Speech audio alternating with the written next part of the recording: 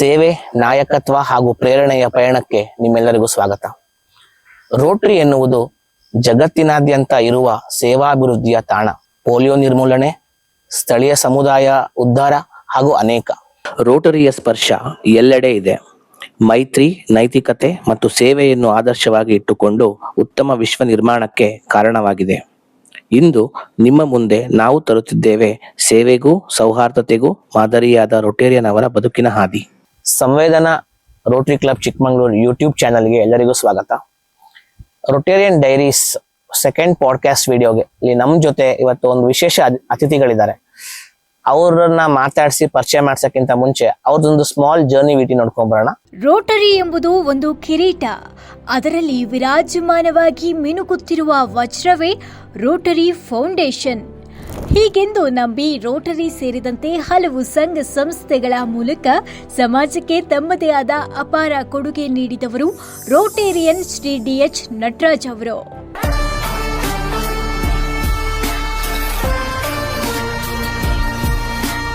ಮೂಲತಃ ತುಮಕೂರು ಜಿಲ್ಲೆಯ ದಸೂಡಿ ಗ್ರಾಮದ ಕೃಷಿಕರು, ಶಾನುಭೋಕರಾದ ಶ್ರೀ ಡಿ.ಎಸ್. ಹನುಮಂತರಾವ್ ಮತ್ತು ಶ್ರೀಮತಿ ಸಾವಿತ್ರಮ್ಮ ಅವರ ಸುಪುತ್ರರಾದ ಡಿ.ಎಚ್. ನಟರಾಜ್ ಅವರು ಹಲವು ವರ್ಷಗಳಿಂದ ಕಾಫಿನಾಡು ಚಿಕ್ಕಮಗಳೂರಿನಲ್ಲಿ ನೆಲೆಯೂರಿತು ತಮ್ಮದೇ ಆದ ಸಾಮಾಜಿಕ ಸೇವೆಯಿಂದಲೇ ಹೆಸರಾದವರು. ನಾಡು ನುಡಿಯ ಮೇಲೆ ಅಪಾರ ಗೌರವ ಹೊಂದಿರುವ ಇವರು ಕಲೆ, ಸಾಹಿತ್ಯ, ಶಿಕ್ಷಣ, ಆರೋಗ್ಯ, ಧಾರ್ಮಿಕ ಕ್ಷೇತ್ರ ಸೇರಿದಂತೆ ಅನೇಕ ಕ್ಷೇತ್ರಗಳಿಗೆ ತಮ್ಮದೇ ಆದ ಕೊಡುಗೆ ನೀಡಿದ್ದಾರೆ, ನೀಡುತ್ತಲಿದ್ದಾರೆ. ಅಸಹಾಯಕರಿಗೆ ಬಲವಾಗಿ ನಿಲ್ಲುವ ಮನೋಧರ್ಮ, ಎಲ್ಲರಲ್ಲೂ ಒಂದಾಗಿ ಬೆರೆಯುವ ಸ್ನೇಹಜೀವಿ ನಟರಾಜ್ ಅವರದು ನಿರ್ಲಿಪ್ತ ಭಾವ. ಆಡು ಮುಟ್ಟದ ಸೊಪ್ಪಿಲ್ಲ ಎಂಬ ಮಾತಿನಂತೆ ನಟರಾಜ್ ಅವರು ಸೇವೆ ಸಲ್ಲಿಸದ ಕ್ಷೇತ್ರಗಳೇ ಇಲ್ಲ ಅಂತಾನೆ ಹೇಳಬಹುದು. ಸದಾ ಹೊಸತನವನ್ನು ಚಿಂತಿಸುವ, ಸದಾ ಕ್ರಿಯಾಶೀಲರಾಗಿ ಆಲೋಚಿಸುವ ನಟರಾಜ್ ಅವರು ರೋಟರಿ ಸಂಸ್ಥೆಯ ಜೊತೆ ಹೆಜ್ಜೆ ಹಾಕುತ್ತಾ ರೋಟರಿಯ ಕಾರ್ಯಗಳಿಗೆ ಜೊತೆಯಾಗಿ ನಿಲ್ಲುವ ಮೂಲಕ ನಮಗೆಲ್ಲ ಮಾದರಿಯಾಗಿದ್ದಾರೆ. ಅವರ ಸಾಮಾಜಿಕ ಕಳಕಳಿ ಮತ್ತವರ ಕೊಡುಗೆಗಳನ್ನು ಮನಗಂಡ ಅನೇಕ ಸಂಘ ಸಂಸ್ಥೆಗಳು ಶ್ರೀಯುತರಿಗೆ ಅನೇಕ ಬಿರುದು ಸನ್ಮಾನಗಳನ್ನು ನೀಡಿ ಗೌರವಿಸಿತು.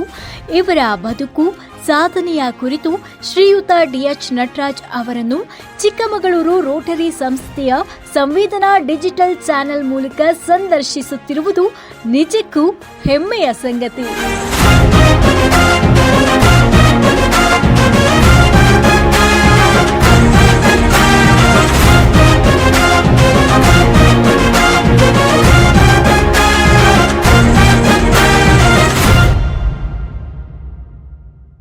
ನೋಡಿದ್ರಲ್ಲ ಎಷ್ಟು ಚೆನ್ನಾಗಿತ್ತು ವಿಟಿ, ಎಷ್ಟು ಇನ್ಸ್ಪೈರಿಂಗ್ ಆಗಿತ್ತು.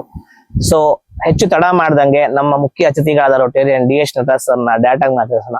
Sir, welcome to the show. Thank you. So ನೀವು ಫಸ್ಟ್ ರೋಟರಿ ಬಗ್ಗೆ ನಿಮಗೆ ತಿಳಿದು ನೀವು ಅದನ್ನ ಹೆಂಗ್ ಇನ್ವಾಲ್ವ್ ಆದ್ವಿ ಸರ್ ರೋಟರಿಗೆ ನೀವು? ನಾನು ಆಕ್ಚುಲಿ ಬೇಸಿಕಲಿ JCC ಅಲ್ಲಿ ಇದ್ದವರು.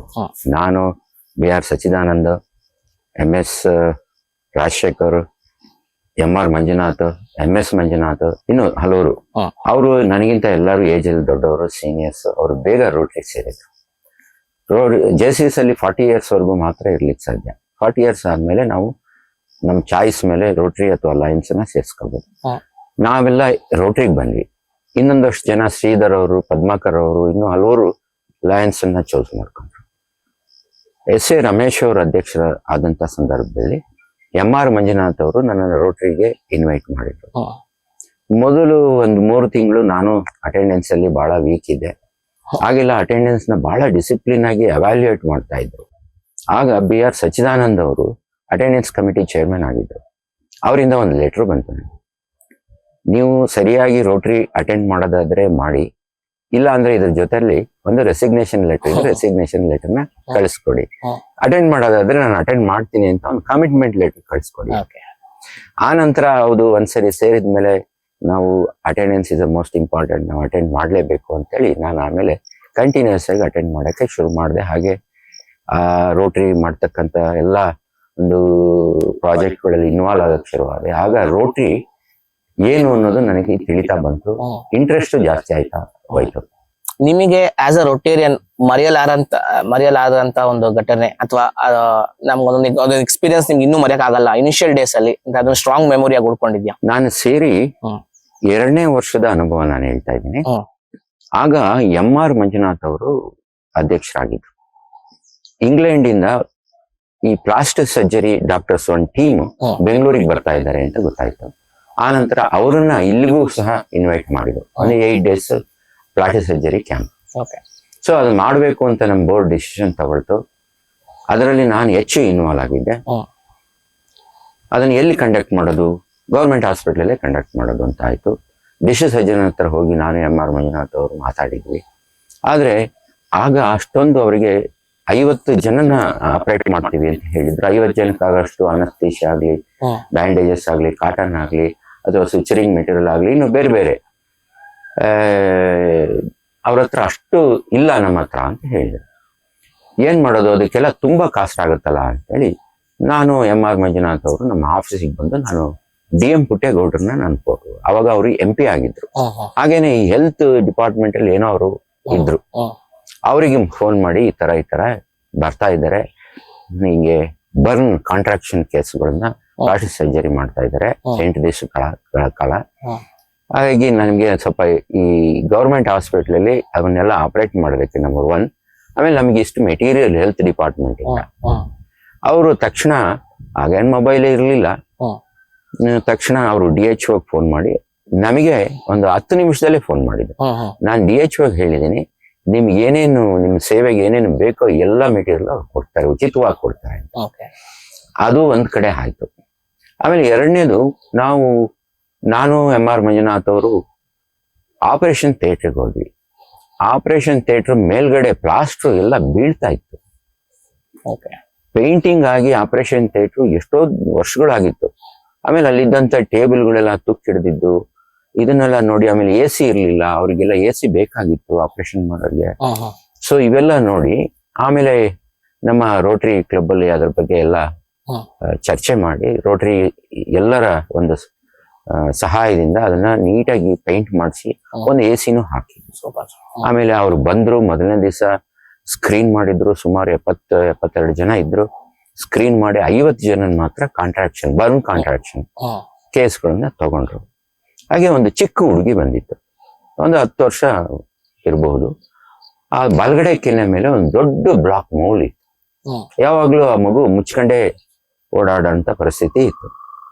ನನಗೆ ಡಾಕ್ಟರ್ ಚಾರ್ಲ್ಸ್ ವಿವಾ ಅಂತ ಅವ್ರ ಹೆಸರು, ಟೀಮ್ ಲೀಡರ್, ಅವ್ರನ್ನ ರಿಕ್ವೆಸ್ಟ್ ಮಾಡ್ಕೊಂಡೆ, ಸರ್ ಇದೊಂದು ಕಾಸ್ಮೆಟಿಕ್ ಸರ್ಜರಿ ತಗೊಳ್ಳಿ, ಚಿಕ್ಕ ಹುಡುಗಿ ಅಂತ. ಅವರು ಚಿಕ್ಕ ಹುಡುಗಿ ನೋಡಿ, ಹೌದು ಇದೊಂದು ಕಾಸ್ಮೆಟಿಕ್ ಸರ್ಜರಿ ತಾಳ್ತೀನಿ, ನಾನೇ ಮಾಡ್ತೀನಿ ಅಂತ ಹೇಳಿದ್ರು. ಮರು ದಿವಸ ಮಗುದು ಕಾಸ್ಮೆಟಿಕ್ ಸರ್ಜರಿ ಮಾಡಿದ್ರು. ಆದ್ಮೇಲೆ ನಾನು ಪೂರ್ಣ ಆ ಒಂದು ಇದರಲ್ಲಿ 8 ದಿವಸ ನಾನು ಆಪರೇಷನ್ ಥಿಯೇಟರ್ ಇದ್ದೆ, ಅವ್ರಿಗೆ ಅಸಿಸ್ಟ್ ಮಾಡ್ತಾ ಇದ್ದೆ ಎಲ್ಲ ಡಾಕ್ಟರ್ಸ್ಗಳಿಗೆ. ಮಾಡಾದ್ಮೇಲೆ 7ನೇ ದಿವಸ ಅನ್ಸುತ್ತೆ, 7ನೇ ದಿವಸ ಬ್ಯಾಂಡೇಜ್ ಬಿಚ್ಚಿದ್ರು. ಬಿಚ್ಚಾದ್ಮೇಲೆ ಆ ಮಗುಗೆ ನೀವು ಕನ್ನಡಿಲಿ ನೋಡ್ಕೊಳ್ಳಿ ಅಂತಂದ್ರೆ, ಆ ಮಗು ಕನ್ನಡಿಲಿ ನೋಡಿ ಆ ಮಕ್ಕದಲ್ಲಿ ಆದ ಒಂದು ಸಂತೋಷ ನನಗೆ ಇನ್ನೂ ಮಾಡ್ತಿಲ್ಲ. ಅದೊಂದು ನನಗೆ ತುಂಬಾ ಇಷ್ಟ ಆಯ್ತು. ಆಮೇಲೆ ಆ ಪ್ಲಾಸ್ಟಿಕ್ ಸರ್ಜರಿ ಕ್ಯಾಂಪು ಸುಮಾರು ಎಲ್ಲಾರ್ಗು 50 ಜನಗೂ ಕಾಂಟ್ರಾಕ್ಷನ್ಸ್ ಎಲ್ಲ ರಿಲೀಸ್ ಮಾಡ್ಕೊಟ್ರು. ಅದೊಂದು ಒಳ್ಳೆ ಪ್ರಾಜೆಕ್ಟ್ ಆಗಿದೆ. ರೋಟರಿ ನಿಮ್ಮಿಂದ ರೋಟರಿಗೆ ಅಪಾರ ಕೊಡುಗೆ ಇದೆ, ಅದ್ ನಮ್ಮೆಲ್ಲರಿಗೂ ಗೊತ್ತು. ಬಟ್ ರೋಟರಿಯಿಂದ ನಿಮ್ಮ ಪರ್ಸನಲ್ ಅಥವಾ ಪ್ರೊಫೆಷನಲ್ ಲೈಫ್ ಹೆಂಗ್ ಶೇಪ್ ಆಗಿದೆ? ಅಂದ್ರೆ ರೋಟರಿ ನನಗೆ ಬಹಳಷ್ಟು ಕೊಟ್ಟಿದೆ. ಒಂದು ಲೀಡರ್ಶಿಪ್ ಕ್ವಾಲಿಟೀಸ್ ಕೊಟ್ಟಿದೆ, ಒಂದು ಡಿಸಿಪ್ಲಿನ್ ಕೊಟ್ಟಿದೆ, ಒಂದು ಈವೆಂಟ್ ನ ಹೇಗ್ ಮ್ಯಾನೇಜ್ ಮಾಡಬೇಕು, ಹೇಗೆ ಪ್ಲಾನ್ ಮಾಡಬೇಕು ಅನ್ನೋದು ಕೊಟ್ಟಿದೆ. ಸಾವಿರಾರು ಜನ ಸ್ನೇಹಿತರನ್ನು ಕೊಟ್ಟಿದೆ. ಅದು ಕೊಡಗುನಲ್ಲಿ ಆಗಿರ್ಬೋದು, ಮೈಸೂರಿನಲ್ಲಿ, ಆವಾಗ 5 ಜಿಲ್ಲೆಗಳಿತ್ತು. ಎಲ್ಲಾ ಜಿಲ್ಲೆಯಲ್ಲೂ ನನಗೆ ರೋಟರಿ ಸ್ನೇಹಿತರಿದ್ದಾರೆ. ಇನ್ನು ಬೆಂಗಳೂರಿನಲ್ಲೂ ರೋಟರಿ ಸ್ನೇಹಿತರಿದ್ದಾರೆ. ಹೀಗೆ ಅನೇಕ ರೋಟರಿ ಸ್ನೇಹಿತರನ್ನ ನನಗೆ ಕೊಟ್ಟಿದೆ. ಎಲ್ಲೋದ್ರೂ ನಾನು ಯಾರು ಬೇಕಾದ್ರೂ ಕಾಂಟ್ಯಾಕ್ಟ್ ಮಾಡ್ಬೋದು, ಯಾವ್ದಕ್ ಬೇಕಾದ್ರೂ ಕಾಂಟ್ಯಾಕ್ಟ್ ಮಾಡ್ಬೋದು, ನನ್ನ ಸುಖಕ್ಕೂ ಕಾಂಟ್ಯಾಕ್ಟ್ ಮಾಡ್ಬೋದು, ಕಷ್ಟಕ್ಕೂ ಎಲ್ಲಿ ಬೇಕಾದ್ರೂ ಹೋದ್ರು ಕಾಂಟ್ಯಾಕ್ಟ್ ಮಾಡ್ಬೋದು. ಇಂಟರ್ನ್ಯಾಷನಲ್ ನೀವು ಡೈರಿ ಇಟ್ಕೊಂಡು ಹೋಗ್ಬಿಟ್ರೆ, ನೀವು ಇಂಟರ್ನ್ಯಾಷನಲ್ ಟ್ರಾವೆಲ್ ಅಲ್ಲಿ ಏನಾದ್ರು ತೊಂದರೆ ಆದ್ರೂ ಆ ಕ್ಲಬ್ಬಿನ ಮೆಂಬರ್ನ ಕರೆದು ನೀವು ಸಹಾಯ ಪಡಿಬಹುದು. ರೋಟರಿ ಬಹಳಷ್ಟು ನನಗೆ ಕೊಟ್ಟಿದೆ. ಅದ್ರ ಥ್ರೂ ಈ ಕಾಂಟ್ಯಾಕ್ಟ್ ನಾವು ಕೊಡಗು ಹಾಸನ, ಚಿಕ್ಕಮಂಗ್ಳೂರು, ಈಗ 3 ಜಿಲ್ಲೆಯಲ್ಲೂ ನಾವು ಬಿಸ್ನೆಸ್ ಮಾಡ್ತೇವೆ. ನಮ್ಮ ವೃತ್ತಿಗೂ ಇಂಡೈರೆಕ್ಟ್ ಆಗಿ ಟು ಸರ್ಟನ್ ಎಕ್ಸ್ಟೆಂಟ್ ಹೆಲ್ಪ್ ಆಗಿದೆ. ಸರ್ ಅಂಡ್ ರೋಟರಿಯಿಂದ ನಿಮ್ ಪರ್ಸನಲ್ ಲೈಫ್ ಇಂಪ್ಯಾಕ್ಟ್ ಆಗಿದ್ಯಾ? ಪರ್ಸನಲ್ ಲೈಫ್ ಅಂದ್ರೆ ಮ್ಯಾನೇಜಿಂಗ್ ಯುವರ್ ಫ್ಯಾಮಿಲಿ ರೋಟರಿಯಿಂದ ಇಂಪ್ಯಾಕ್ಟ್ ಆಗಿದ್ಯಾ? ಅದರಿಂದ ಒಂದು ಫ್ಯಾಮಿಲಿನಲ್ಲೇ ನಮ್ಮ ತಂದೆಯವರು ಬಹಳಷ್ಟು ಸೋಷಿಯಲ್ ಆಕ್ಟಿವಿಟೀಸ್ ನಲ್ಲಿ ಇದ್ರು. ಅವರು ಶಾನ್ಭೋಗ್ರಾಗಿದ್ರು. ಹಾಗಾಗಿ ಅವರು ಯಾವಾಗ್ಲೂ ನಮ್ಗೆ ಹೇಳ್ತಾ ಇದ್ರು, ನೀವು ದುಡ್ಡಿದ್ದ ಸ್ವಲ್ಪ ಭಾಗ ಸಮಾಜಕ್ಕೆ ಕೊಡ್ಬೇಕು. ಕೊಡ್ತಾ ಹೋದಂಗೆ ನೀವು ಎಷ್ಟು ಕೊಡ್ತಾ ಹೋಗ್ತೀರಾ ಅಷ್ಟು ನೀವು ಬೆಳಿತಾ ಹೋಗ್ತೀರಾ. ಹಾಗೆ ನನ್ಗೆ, ನನ್ನ ಫ್ಯಾಮಿಲಿಗೆ ಅದರಿಂದ ಒಳ್ಳೇದೇ ಆಗಿದೆ. ನನ್ನ ವೈಫು ಸಹಿತ ನನ್ನ ಮೋಟಿವೇಶನ್ ಇಂದ ಅವರು ಇನ್ನರ್ ವೀಲ್ ಅಧ್ಯಕ್ಷರಾಗಿದ್ರು, ಜೀವನ ಸಂಘದಲ್ಲಿ ವೈಸ್ ಪ್ರೆಸಿಡೆಂಟ್ ಆಗಿದ್ರು. ಈಗ ನನ್ನ ಮಗನೂ ರೋಟರಿಗೆ ಸೇರಿದ್ದಾನೆ. ಅದು ನಿಜವಾಗೂ ನನ್ನ ಫ್ಯಾಮಿಲಿನಲ್ಲಿ ಎಲ್ಲರಿಗೂ ಇನ್ಫ್ಲೂಯೆನ್ಸ್ ಮಾಡಿದೆ. ನಿಮ್ಮ ರೋಟರಿ ಜರ್ನಿಲಿ ನೀವು ಫೇಸ್ ಮಾಡಿದಂತ ಚಾಲೆಂಜಸ್ ಅಥವಾ ಟಫ್ ಮೂಮೆಂಟ್ಸ್, ಅಂದ್ರೆ ನಿಮ್ಗೆ ಆ ಮೂಮೆಂಟ್ ಅಲ್ಲಿ ಇದು it was a big challenge for you ಅಂತ ಅನ್ಸಿದ್ಯಾ? ಅದನ್ನ ಮೂಮೆಂಟ್ಸ್ ಇದೆಯಾ ರೋಟರಿಲಿ? ನಾನು ಮರೆಯಲಿಕ್ಕಾಗದೇ ಇರೋಂತ ಒಂದು ಚಾಲೆಂಜಸ್ ಇದೆ. MS ಮಂಜುನಾಥ್ ಅವರು ಅಧ್ಯಕ್ಷರಾಗಿದ್ರು. ಆಗ ಗುಜರಾತ್ ಅಲ್ಲಿ ಒಂದು ದೊಡ್ಡ ಭೂಕಂಪ ಆಯಿತು. ಸಾವಿರಾರು ಜನ ಸತ್ತೋದ್ರು, ಲಕ್ಷಾಂತರ ಜಾನುವಾರುಗಳು ಸತ್ತೋದು, ತುಂಬಾ ಕಟ್ಟಡಗಳು ಉರುಳೋದು. ಆಗ ನಾನು ಬೋರ್ಡ್ ಅಲ್ಲಿ ಇದ್ದೆ. ಬೋರ್ಡ್ ಅಲ್ಲಿ ನಾನು ಹೋಗ್ತೀನಿ ಸರ್ವಿಸ್ ಮಾಡಕ್ಕೆ ಅಂತ ಹೇಳಿದಾಗ MS ಮಂಜುನಾಥ್ ಅವರು ನಮ್ಮ ರೋಟರಿಯಿಂದ ಏನೇನ್ ಕೊಡಕ್ಕಾಗುತ್ತೆ ಅದನ್ನೆಲ್ಲ ಕೊಡ್ತೀವಿ. ಹಾಗೆ ಪಬ್ಲಿಕ್ ಅಲ್ಲೂ ನಾವು ಅನೌನ್ಸ್ ಮಾಡಿದ್ವಿ ಪೇಪರ್ ಅಲ್ಲಿ. ಆಗ ತುಂಬಾ ಮೆಟೀರಿಯಲ್ಸ್ ಬಂತು ನನಗೆ. ಟೆಂಟ್ಸ್ ಬಂತು, ಗೋಧಿ ಹಿಟ್ಟು ಬಂತು 100 ಚೀಲ, ಹಾಗೆ ರಗ್ಗಳು ಬಂತು, ಬಟ್ಟೆಗಳು ಬಂತು, ಬಿಸ್ಕೆಟ್ ಬಂತು, ನಮ್ಮ ಮೆಡಿಕಲ್ ಅಸೋಸಿಯೇಷನ್ ಇಂದ ಸಾಕಷ್ಟು ಮೆಡಿಸನ್ ಬಂತು. ಹೀಗೆ ತುಂಬಾ ಮೆಟೀರಿಯಲ್ ಆಯ್ತು. ಅದನ್ನ ಹೇಗೆ ತಗೊಂಡೋಗೋದು ಅಷ್ಟೊಂದು ಮೆಟೀರಿಯಲ್ನ? ಹಾಗೆ ಚರ್ಚೆ ಮಾಡ್ಬೇಕಾದ್ರೆ ನಮ್ಮ ರೊಟೇರಿಯನ್ SR ಸತ್ಯನಾರಾಯಣರು ಅವರು ಅವರ ಲಾರಿನ ಫ್ರೀ ಆಗಿ ಕೊಟ್ರು. ಅದು ಬರೀ ಲಾರಿ ಫ್ರೀ ಆಗಿ ಕೊಡೋದಲ್ಲ, ಸಾಕಷ್ಟು ಡೀಸೆಲ್ ನ ತುಂಬಿಸಿ ನಮ್ಗೆ ಕೊಟ್ರು. ಆಮೇಲೆ ಮೇಲೆ ಒಂದು ಟಾರ್ಪಲ್, ಕಮಾನ್ ರೀತಿ ಒಂದು ಟಾರ್ಪಲ್, ಅದನ್ನ ಹಾಕೊಟ್ರು. ನಾನು ನನ್ನ ಜೊತೆ ರೊಟೇರಿಯನ್ ಆಗಿ ನಾನು ಒಬ್ನೇ ಹೊರಟಿದ್ದು. ನಮ್ ಜೊತೆ ಬಾಬು ಅಂತ ಇದ್ನಲ್ಲ ಅವನು ಬಂದ. ಆಮೇಲೆ ಬೇರೆ 5 ಜನ ವಾಲಂಟಿಯರ್ಸ್ ನ ಬೇರೆ ಬೇರೆ ಇದರಲ್ಲಿ ತಗೊಂಡು ಆ ಲಾರಿನಲ್ಲಿ ಅಹಮದಾಬಾದ್ಗೆ ಹೋಗೋದು it was a big challenge. ನನಗೂ ಆಗುತ್ತಾ ಇಲ್ವೋ ಅಂತ ಯೋಚನೆ ಮಾಡ್ತಾ ಇದ್ದೆ. ಮೊದಲನೇ ದಿವಸ ಸ್ವಲ್ಪ ಅಷ್ಟೇ ಆಯ್ತು. ಹಾಗೆ 2ನೇ ದಿವಸ ಮತ್ತೆ ಅಡ್ಜಸ್ಟ್ ಆಯ್ತಾ ಹೋಯ್ತು. ಹೋಗ್ಬಿಟ್ಟು ಅಹಮದಾಬಾದ್ ಹೋದಾದ್ಮೇಲೆ ಅಲ್ಲಿ ಸ್ನಾನ ಮಾಡ್ಕೊಂಡು ಅಲ್ಲಿಂದ ಮುಂದೆ ಹೋಗ್ಬೇಕಾಯ್ತು. ನಾವು ಕಜ್ಜು ಬುಜ್ಜು ಅಂಡ್ ಅರೌಂಡ್ ಏರಿಯಾ ಒಂದು 50-60 ಹಳ್ಳಿ ತುಂಬಾ ಡ್ಯಾಮೇಜ್ ಆಗಿತ್ತು. ನಾವು ಅಲ್ಲಿಗೆ ಹತ್ತತ್ರ ಎಂಟ್ರಿ ಆಗ್ತಾ ಇದ್ವಿ. ಬಿಗಿನಿಂಗ್ ಅಲ್ಲೇ ತುಂಬಾ ಜನ ನಮ್ಗೆ ಮುಖ್ಯ ಹಾಕೋರು ಲಾರಿನಲ್ಲಿ, ನಮ್ಗೆ ಕೊಡಿ ಅಂತ. ಬಂದವರೆಲ್ಲ ಇನಿಷಿಯಲ್ ಸ್ಟೇಜ್ ಅಲ್ಲೇ ಕೊಟ್ಬಿಟ್ಟು ಬಂದ್ಬಿಟ್ಟಿದ್ದಾರೆ. ಸಾಕಷ್ಟು ಜನ ಬಂದಿದ್ರು ಸರ್ವಿಸ್ ಮಾಡೋದಕ್ಕೆ. ಆಮೇಲೆ ಅಲ್ಲಿದ್ದೊಬ್ಬ ಹಿರಿಯವರು ಪೊಲೀಸ್ ಡಿಪಾರ್ಟ್ಮೆಂಟ್ ಅಲ್ಲಿ ಇದ್ರಂತೆ. ಅವ್ರು ನನಗೆ ಹೇಳಿದ್ರು, ಈಗ ಇಲ್ಲಿ ಕಂಪ್ಲೀಟ್ ಆರ್ಮಿ ಹಸ್ ಟೇಕನ್ ಓವರ್, ಮುಂದ್ಗಡೆ ಆರ್ಮಿ ಕ್ಯಾಂಪ್ ಇದೆ, ಅಲ್ಲೋಗಿ ಕಮಾಂಡೆಂಟ್ ಮೀಟ್ ಮಾಡಿ ಅವ್ರು ನಿಮ್ಗೆ ಸರಿಯಾದ ಸಲಹೆ ಕೊಡ್ತಾರೆ, ಎಲ್ಲಿಗೆ ತಲುಪಿಸ್ಬೇಕು ಅಂತ ಹೇಳ್ತಾರೆ, ನೀವು ಅಲ್ಲಿ ಹೋಗಿ. ನಮ್ಗೆ ಆಗ್ಲೇ ಅಷ್ಟೊತ್ತಿಗೆ 5 ಗಂಟೆ ಆಗಿತ್ತು ಸಾಯಂಕಾಲ. ನಾವು ಅಲ್ಲಿಗೆ ಹೋಗೋದಕ್ಕೆ ಅಲ್ಲಿಂದ 12 ಕಿಲೋಮೀಟರ್, 6 ಗಂಟೆ ಹತ್ತತ್ರ ಆಯ್ತು. ಅವರು ಕಮಾಂಡೆಂಟ್ ಆ ಟೆಂಟ್ ಅಲ್ಲಿ ಇದ್ರು, ತುಂಬಾ ಟೆಂಟ್ಗಳು ಹಾಕಿದ್ರು. ಆ ಟೆಂಟ್ ಹತ್ರ ನಾನು ಹೋಗಿ ನೋಡ್ಬೇಕು ಅಂದಾಗ ಅವನೊಬ್ಬ ಆರ್ಮಿ ಮ್ಯಾನ್ ನನ್ನ ಒಳಗಡೆ ಬಿಡ್ತಾನೆ ಇಲ್ಲ. ಏನ್ ಮಾಡೋದು, ಅವ್ರನ್ನ ಮೀಟ್ ಮಾಡಿದ್ಮೇಲೆ ನಾವು ಎಲ್ಲಿಗೆ ತಲುಪಿಸ್ಬೇಕು ಅನ್ನೋದು ಗೊತ್ತಾಗಲ್ಲ. ಇಲ್ಲ ತಲುಪಿದವ್ರಿಗೆ ತಲುಪುತ್ತೆ, ಕೆಲವರೆಲ್ಲ ಅಲ್ಲಿ ಇಸ್ಕೊಂಡವ್ರೆ ಇಸ್ಕೊಳ್ತಾ ಇದ್ರು. ಹಾಗಾಗಿ ನಾನು ಸ್ವಲ್ಪ ಹೊತ್ತು ಕಾಯ್ದು ಅಲ್ಲೇ ನಿಂತ್ಕೊಂಡೆ. ನಾನು ನೇವಿನಲ್ಲಿ ಕೆಲಸ ಮಾಡಿದ್ರಿಂದ ನನಗೆ ಗೊತ್ತು ಕೆಲವೆಲ್ಲ ವೀಕ್ನೆಸ್ಗಳು. ಅವನು ಆ ಕಡೆ ತಿರುಗದ, ನಾನು ಒಳಗಡೆ ಎಂಟ್ರಿ ಆದೆ. ನಾನು ಹಿಂಗೆ ಚಿಕ್ಕಮಂಗ್ಳೂರು ರೋಟರಿ ಕ್ಲಬ್ಬಿಂದ ಬಂದಿದ್ದೀನಿ, ಕರ್ನಾಟಕದಿಂದ 3000 ಕಿಲೋಮೀಟರ್ ಇಂದ ಬಂದಿದ್ದೀನಿ. ನಾನು ಇಂತಿಂತ ಮೆಟೀರಿಯಲ್ ಕ್ಯಾರಿ ಮಾಡಿದ್ದೀನಿ, ಎಲ್ಲಿಗೆ ಕೊಡ್ಬೇಕು ಅಂತ ನನಗೆ ಗೊತ್ತಿಲ್ಲ. ನಾವು ಒಳಗಡೆ ಏನೋ ಮೀಟಿಂಗ್ ನಡೀತೈತೆ, ಮೀಟಿಂಗ್ ನಿಲ್ಲಿಸ್ಬಿಟ್ರು. ಆಮೇಲೆ ಅವ್ರು ಕರೆದು ಒಂದು ಚೇರ್ ಹಾಕಿ ನನ್ನ ಕೂರಿಸಿ ನನ್ನೆಲ್ಲ ವಿಚಾರಿಸ್ಕೊಂಡು ಏನೇನ್ ಮೆಟೀರಿಯಲ್ ತಂದಿದ್ದೀರಾ ಅಂತೆಲ್ಲ ಹೇಳಿ ಒಂದು ಟೀ ಕೊಡಿಸಿ, ಆಮೇಲೆ ನಮ್ಗಲ್ಲಿ ಅವತ್ತು ರಾತ್ರಿ ಉಳಿಯೋದಿಕ್ಕೆ ಒಂದು ಜಾಗನೂ ಕೊಟ್ಟು ಊಟನೂ ಕೊಡಿಸಿ, ಮರು ದಿವಸ ನಮಗೆ 2 ಗನ್ ಮ್ಯಾನ್ ಅವ್ರು ಹೇಳಿದ್ರು, ನಿಮ್ಗೆ 2 ಗನ್ ಮ್ಯಾನ್ ಕಳಿಸ್ತಿದ್ದೀನಿ, ಯಾಕೆಂದ್ರೆ ಹೋದ್ ಕಡೆ ಎಲ್ಲಾ ಕಡೆನೂ ಮುತ್ತಿಗೆ ಹಾಕ್ತಾ ಇದ್ದಾರೆ. ಆಮೇಲೆ ಇಲ್ಲಿ ಎಫೆಕ್ಟ್ ಆಗದೆ ಇರೋ ಜನಗಳು ಆ ಕಡೆಯಿಂದನೂ ಬಂದು ಅವರು ತಗೊಂಡೋಗಕ್ಕೆ ಶುರು ಮಾಡ್ತಾ ಇದ್ದಾರೆ. ಹಾಗಾಗಿ ನಿಮ್ಗೆ 2 ಗನ್ ಮ್ಯಾನು 5-6 ಹಳ್ಳಿ ಕೊಟ್ರು. ಆ 5 ಹಳ್ಳಿ ನಾವು ಮುಗಿಸಿದ್ವಿ. ಅಲ್ಲಿ ಈಗೇನ್ ಚಾಲೆಂಜಸ್ ಅಂದ್ರೆ ನಮಗೆ ಸ್ನಾನ ಮಾಡಕ್ಕೆ ನೀರಿಲ್ಲ. ಅದೇ ಆಮೇಲೆ ಮಲಗೋಕೆ ಲಾರಿನಲ್ಲೇ ಡೈಲಿ ಮಲಗಬೇಕು. ಹೊರಗಡೆ ಲಾರಿ ಕೆಳಗಡೆ ಅಡಿಗೆ ಮಾಡ್ಬೇಕು, ನಾವೇ ಅಡಿಗೆ ಮಾಡ್ಕೊಳ್ಬೇಕು ಈ ತರ. ಆಮೇಲೆ ಪ್ರತಿನಿತ್ಯ ನಾವು ಲಾರಿನಲ್ಲಿ ಮಲಗಿದಾಗ ಆ ವೇವ್ಸ್ ಬರೋದು ಬಂದಾಗೆಲ್ಲ ನಮಗೆ ಎಚ್ಚರ ಆಗೋದು. ದಿಸ್ ಆರ್ ಆಲ್ ದ ಲಾರಿನಲ್ಲಿ ಮಲಗೋದು ಒಂದು. ಆಮೇಲೆ ಶೇವಿಂಗ್ ಇಲ್ಲ, ಎರಡನೇದು ಸ್ನಾನ ಇಲ್ಲ. ಆಮೇಲೆ ಬೇರೆದಕ್ಕೆಲ್ಲ ನಾವು ಹೊರಗಡೆ ಫೀಲ್ಡ್ನೇ ಹೋಗ್ಬೇಕು. ನೀರು ಸರಿಯಾಗಿ ಸಿಗ್ತಾ ಇಲ್ಲ, ಯಾಕಂದ್ರೆ ಅಷ್ಟು ಮನೆಗಳೆಲ್ಲ ಉರುಳೋಗಿದೆ. ಅವ್ರಿಗೆ ಇಲ್ಲ, ಅವರೇ ಕ್ರೈಸಿಸ್ ಇದ್ದಾರೆ, ಅವ್ರಿಗೆ ಇಲ್ಲ ಪಾಪ. ಕೆಲವು ಕಡೆ ನಾವು ಯಾವ ಊರಲ್ಲಿ ಲಾರಿ ನಿಲ್ಲಿಸ್ತಾ ಇದ್ವು, ಅವರು ರೊಟ್ಟಿ ಮಾಡೋರು ಅದನ್ನೇ ತಿನ್ಕೊಂಡು ಇರ್ತಾ ಇದ್ವಿ. ಹಾಗೆ 5 ಹಳ್ಳಿ ಮುಗಿಸಿದ್ವಿ, 6ನೇ ಹಳ್ಳಿಗೆ ಹೋದ್ವಿ. ಅದು ಸಸರಾಲ ಅಂತ ಒಂದು ಹಳ್ಳಿ, ಚಿಕ್ಕ ಹಳ್ಳಿ. ಅದು ಒಂದು 200 ಮೀಟರ್ ದೂರ ಇದೆ ಅಂದಾಗ ನಮ್ ಭೂಮಿನೇ ಬಾಯ್ಬಿಟ್ಟಿತ್ತು. 1.5 ಅಡಿ 1.25 ಅಡಿಯಷ್ಟು ಬಾಯ್ಬಿಟ್ಟಿತ್ತು. ಆ ರೋಡಲ್ಲಿ ಹೋಗಕ್ಕೆ ಆಗ್ತಾ ಇಲ್ಲ. ನಮಗೂ ಗೊತ್ತಾಯ್ತು ಇಲ್ಲಿ ಯಾರು ಹೋಗಿರಲ್ಲ ಅಂತ. ನನ್ಗೆ ಅನ್ನಿಸ್ತು ಇವ್ರಿಗೆ ಕೊಡ್ಲೇಬೇಕು. ನಾನು ಒಂದ್ ಗನ್ ಮ್ಯಾನ್ ಕರ್ಕೊಂಡು ಅಲ್ಲಿ ಹೋದೆ, ಅವ್ನು ಪರ್ಲಾಂಗ್ ನಡ್ಕೊಂಡು. ಆ ಜನಗಳನ್ನ ಕರ್ಕೊಂಡು ಬಂದು ಅಲ್ಲಿ ಅವ್ರಿಗೆಲ್ಲ ಏನೇನ್ ಬೇಕು ಅದನ್ನ ಕೊಟ್ಬಿಟ್ಟು, ಅವ್ರ ಪಕ್ಕದಲ್ಲೇ ಒಂದು ಬಿಸಿನೀರ್ ಬಗ್ಗೆ ಮೇಲಕ್ಕೆ ಹೇಳ್ತಾ ಇತ್ತು. ಒಂದು 20 ಅಡಿ ಮೇಲಕ್ಕೆ ಹೋಗ್ತಾ ಇತ್ತು ಬಿಸಿನೀರಿಂದು. ಆಮೇಲೆ ಅಲ್ಲೇನೆ ನಾವು ಅಡಿಗೆ ಮಾಡಿ ಅಲ್ಲೇ ಆ ಬಿಸಿನೀರನ್ನ ಸ್ನಾನ ಮಾಡಿ ಮತ್ತೆ ಅಲ್ಲಿಂದ ನಾವು ಕಜ್ಜಿಗೆ ಹೋದ್ವಿ. ಅದೇ ಲಾರಿನಲ್ಲಿ ಕಜ್ಜಿಗೆ ಹೋಗಿದ್ರೆ ಅಲ್ಲಿ ತುಂಬಾ ಟೆಂಟ್ಗಳು ಹಾಕಿದ್ರು, ಟ್ರೀಟ್ಮೆಂಟ್ಗಳು ನಡೀತಾ ಇತ್ತು. ಹಂಗೆ ಆ ಟೆಂಟ್ ಅಲ್ಲೇ AC ಟೆಂಟ್ಗಳು ಮಾಡ್ಕೊಂಡಿದ್ದು. ಫಾರಿನ್ ಡಾಕ್ಟರ್ಸ್ಗೂ ಬಂದಿದ್ರು, ಇಂಡಿಯನ್ ಡಾಕ್ಟರ್ಸ್ಗೂ ಬಂದಿದ್ರು. ಅಲ್ಲಿ ಆಪರೇಷನ್ ಥಿಯೇಟರ್ನು ಮಾಡ್ಕೊಂಡಿದ್ರು. ಸಣ್ಣ ಸಣ್ಣ ಆಪರೇಷನ್ ಅಲ್ಲೇ ಮಾಡ್ತಾ ಇದ್ರು. ಅಲ್ಲಿ ಹೋಗ್ಬಿಟ್ಟು ಆ ಡಾಕ್ಟರ್ಸ್ನೆಲ್ಲ ಮೀಟ್ ಮಾಡಿ ನಾವು ತುಂಬಾ ಮೆಡಿಸಿನ್ ಕೊಟ್ಟಿದ್ರು ನಮ್ಮ ಮೆಡಿಕಲ್ ಅಸೋಸಿಯೇಷನ್ ಅವರು. ಯಾವ್ದಾವ್ದು ಡ್ರಗ್ ಬೇಕು ಏನ್ ಬೇಕು ಅವ್ರಿಗೆಲ್ಲ ಕೊಟ್ಟು ಒಂದಷ್ಟು ಡ್ರಗ್ ನ ಅವ್ರು ತಗೊಂಡ್ರು. ಮತ್ತೆ ಇನ್ನೊಂದು ಕ್ಯಾಂಪಿಗೆ ಹೋದ್ವಿ, ಅಲ್ಲೇ ಕಜ್ಜಲ್ಲಿ.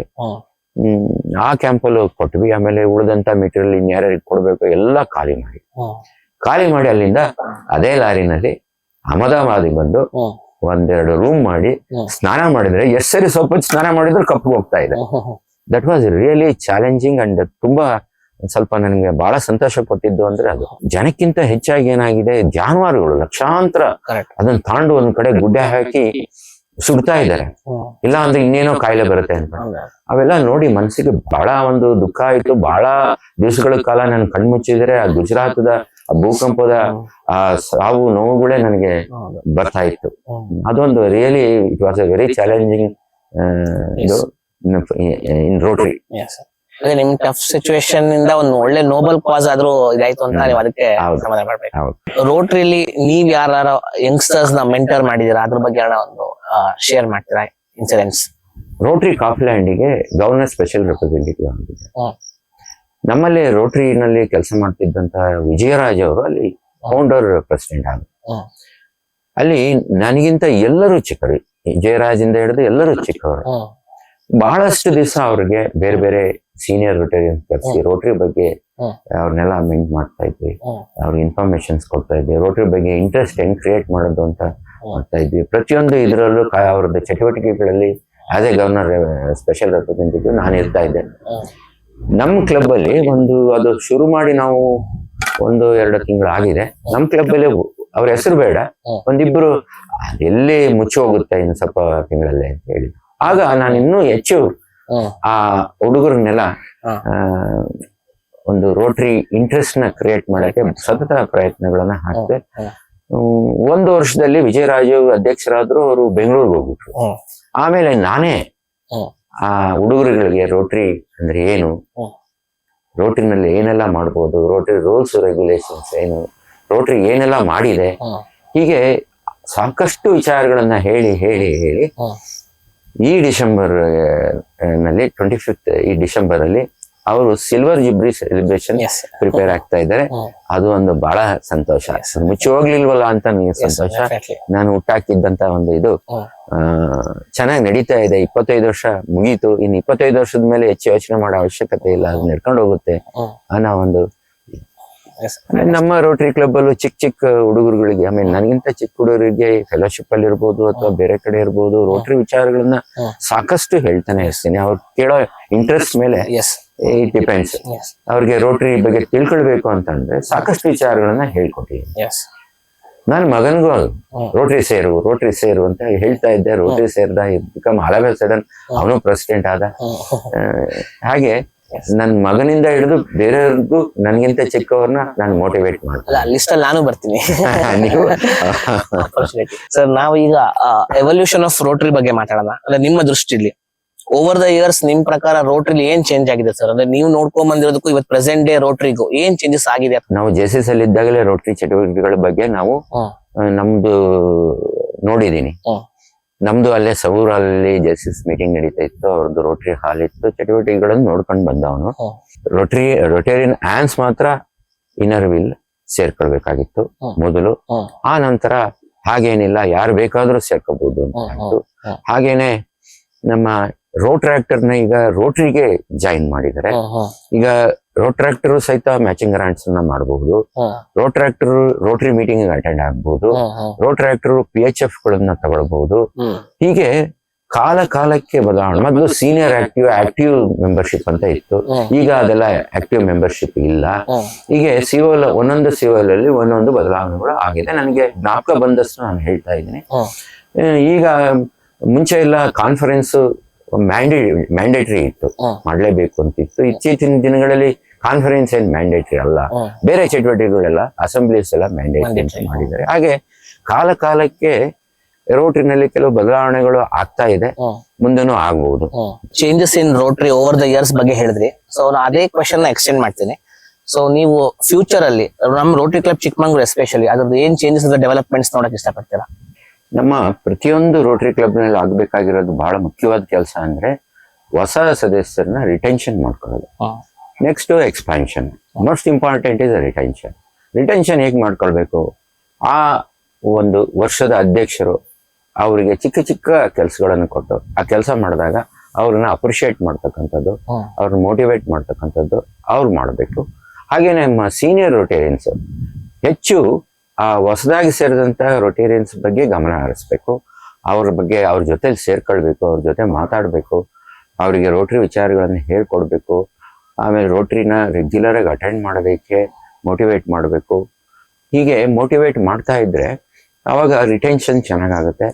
ರಿಟೆನ್ಷನ್ ಚೆನ್ನಾಗಿದ್ರೆ ಬಿಟ್ಟು ಹೋಗೋದಿಲ್ಲ, ಹೆಚ್ಚು ರೋಟರಿ ಮೆಂಬರ್ಸು ಇದ್ದಂಗೆ ಆಗುತ್ತೆ, ಹೆಚ್ಚು ಆಕ್ಟಿವಿಟೀಸ್ ಆಗುತ್ತೆ. ಸರ್, ನಿಮ್ಮ ರೋಟರಿ ಪಯಣದ ಬಗ್ಗೆ ಇನ್ನೂ ಹಲವಾರು ಮಾತುಗಳು ಆಡೋದಿದೆ. ಸೊ ಅದಕ್ಕಿಂತ ಮುಂಚೆ ನಾವು ತಗೊಳ್ಳೋದ ಒಂದು ಸಣ್ಣ ಬ್ರೇಕ್.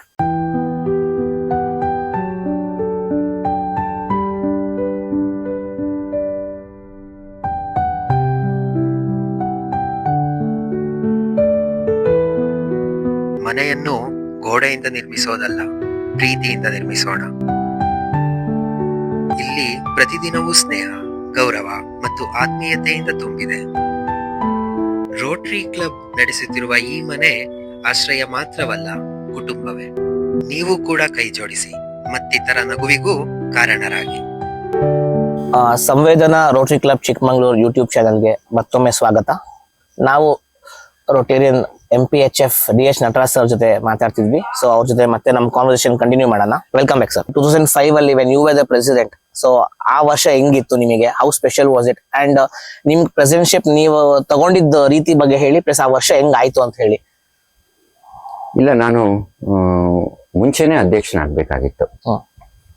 ಅದ್ರ ಮಧ್ಯದಲ್ಲಿ ರಾಜಶೇಖರ್ ಜಯರಾಮ್ ಅವರು ಆದ್ರು. ನಾನು ಆಮೇಲೆ ಸೆಂಟಿನಿಯರಿಗೆ ಆಗೋದು ಅಂತ ಹೇಳಿ ನಾನು ಯೋಚನೆ ಮಾಡಿ ಸೆಂಟಿನರಿ ಪ್ರೆಸಿಡೆಂಟ್ ಅಂತಾನೆ ನನ್ನನ್ನು ಫಿಕ್ಸ್ ಮಾಡಿದ್ರು.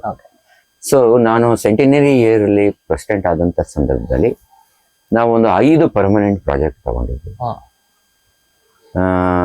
ML ವಾಸುದೇವ ಮೂರ್ತಿ ಸಮ್ಮೇಳನ ಭವನ, ರೋಟರಿ ಫಿಲೋಮಿನಾ ಪೆರಿಸ್ ಭವನ, DS ಹನುಮಂತರಾವ್ ಭವನ, ನಮ್ಮ ಫಾದರ್ ಹೆಸರಲ್ಲಿ ಅದನ್ನು ಕಟ್ಟಿದ್ದು.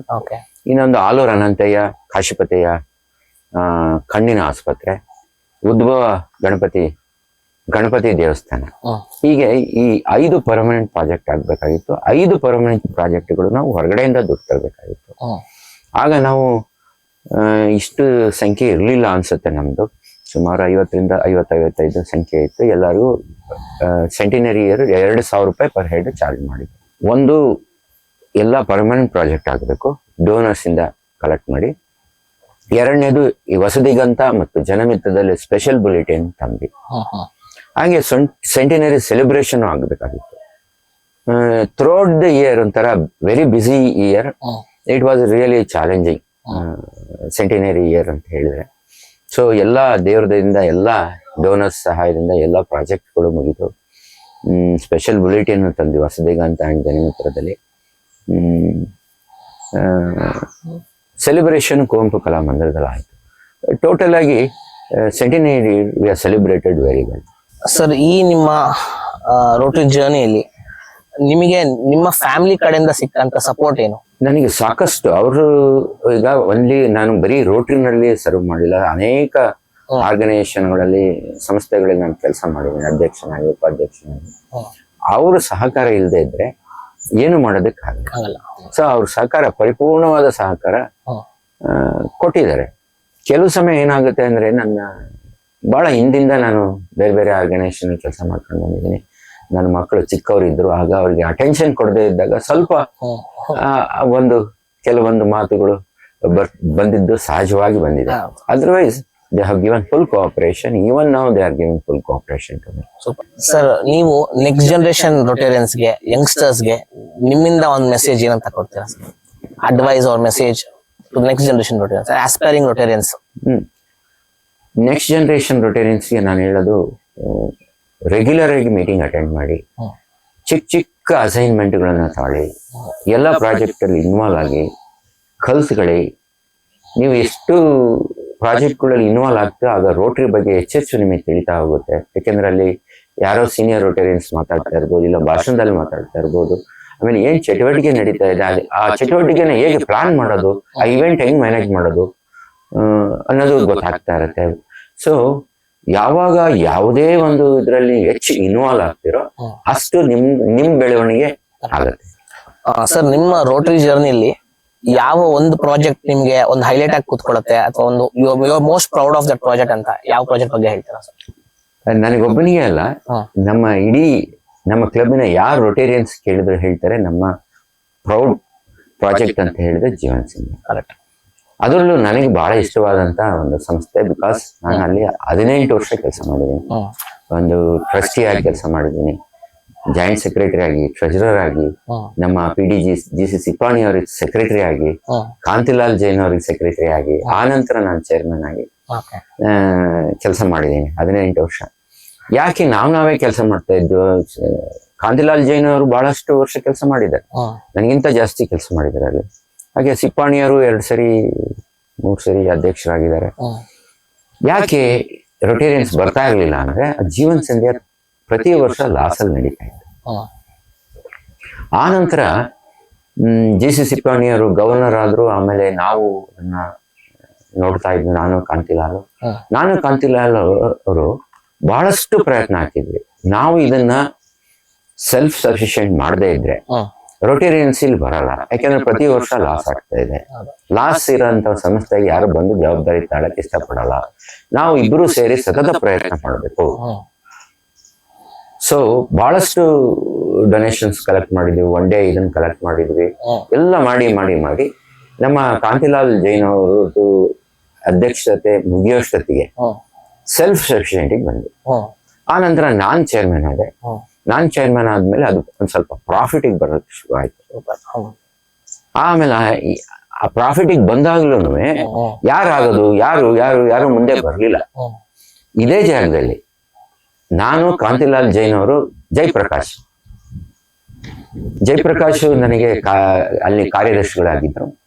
ಅವ್ರನ್ನ ಚೇರ್ಮನ್ ಮಾಡ್ಬೇಕು ಅಂತೇಳಿ ಕನ್ವಿನ್ಸ್ ಮಾಡ್ಲಿಕ್ಕೆ ಇಲ್ಲಿ ಕೂತಿ ರಾತ್ರಿ 1 ಗಂಟೆ ಅಷ್ಟೊತ್ತಿಗೆ ಅವರು ಕನ್ವಿನ್ಸ್ ಆದ್ರು, ವಿತ್ ಅ ಕಂಡೀಷನ್.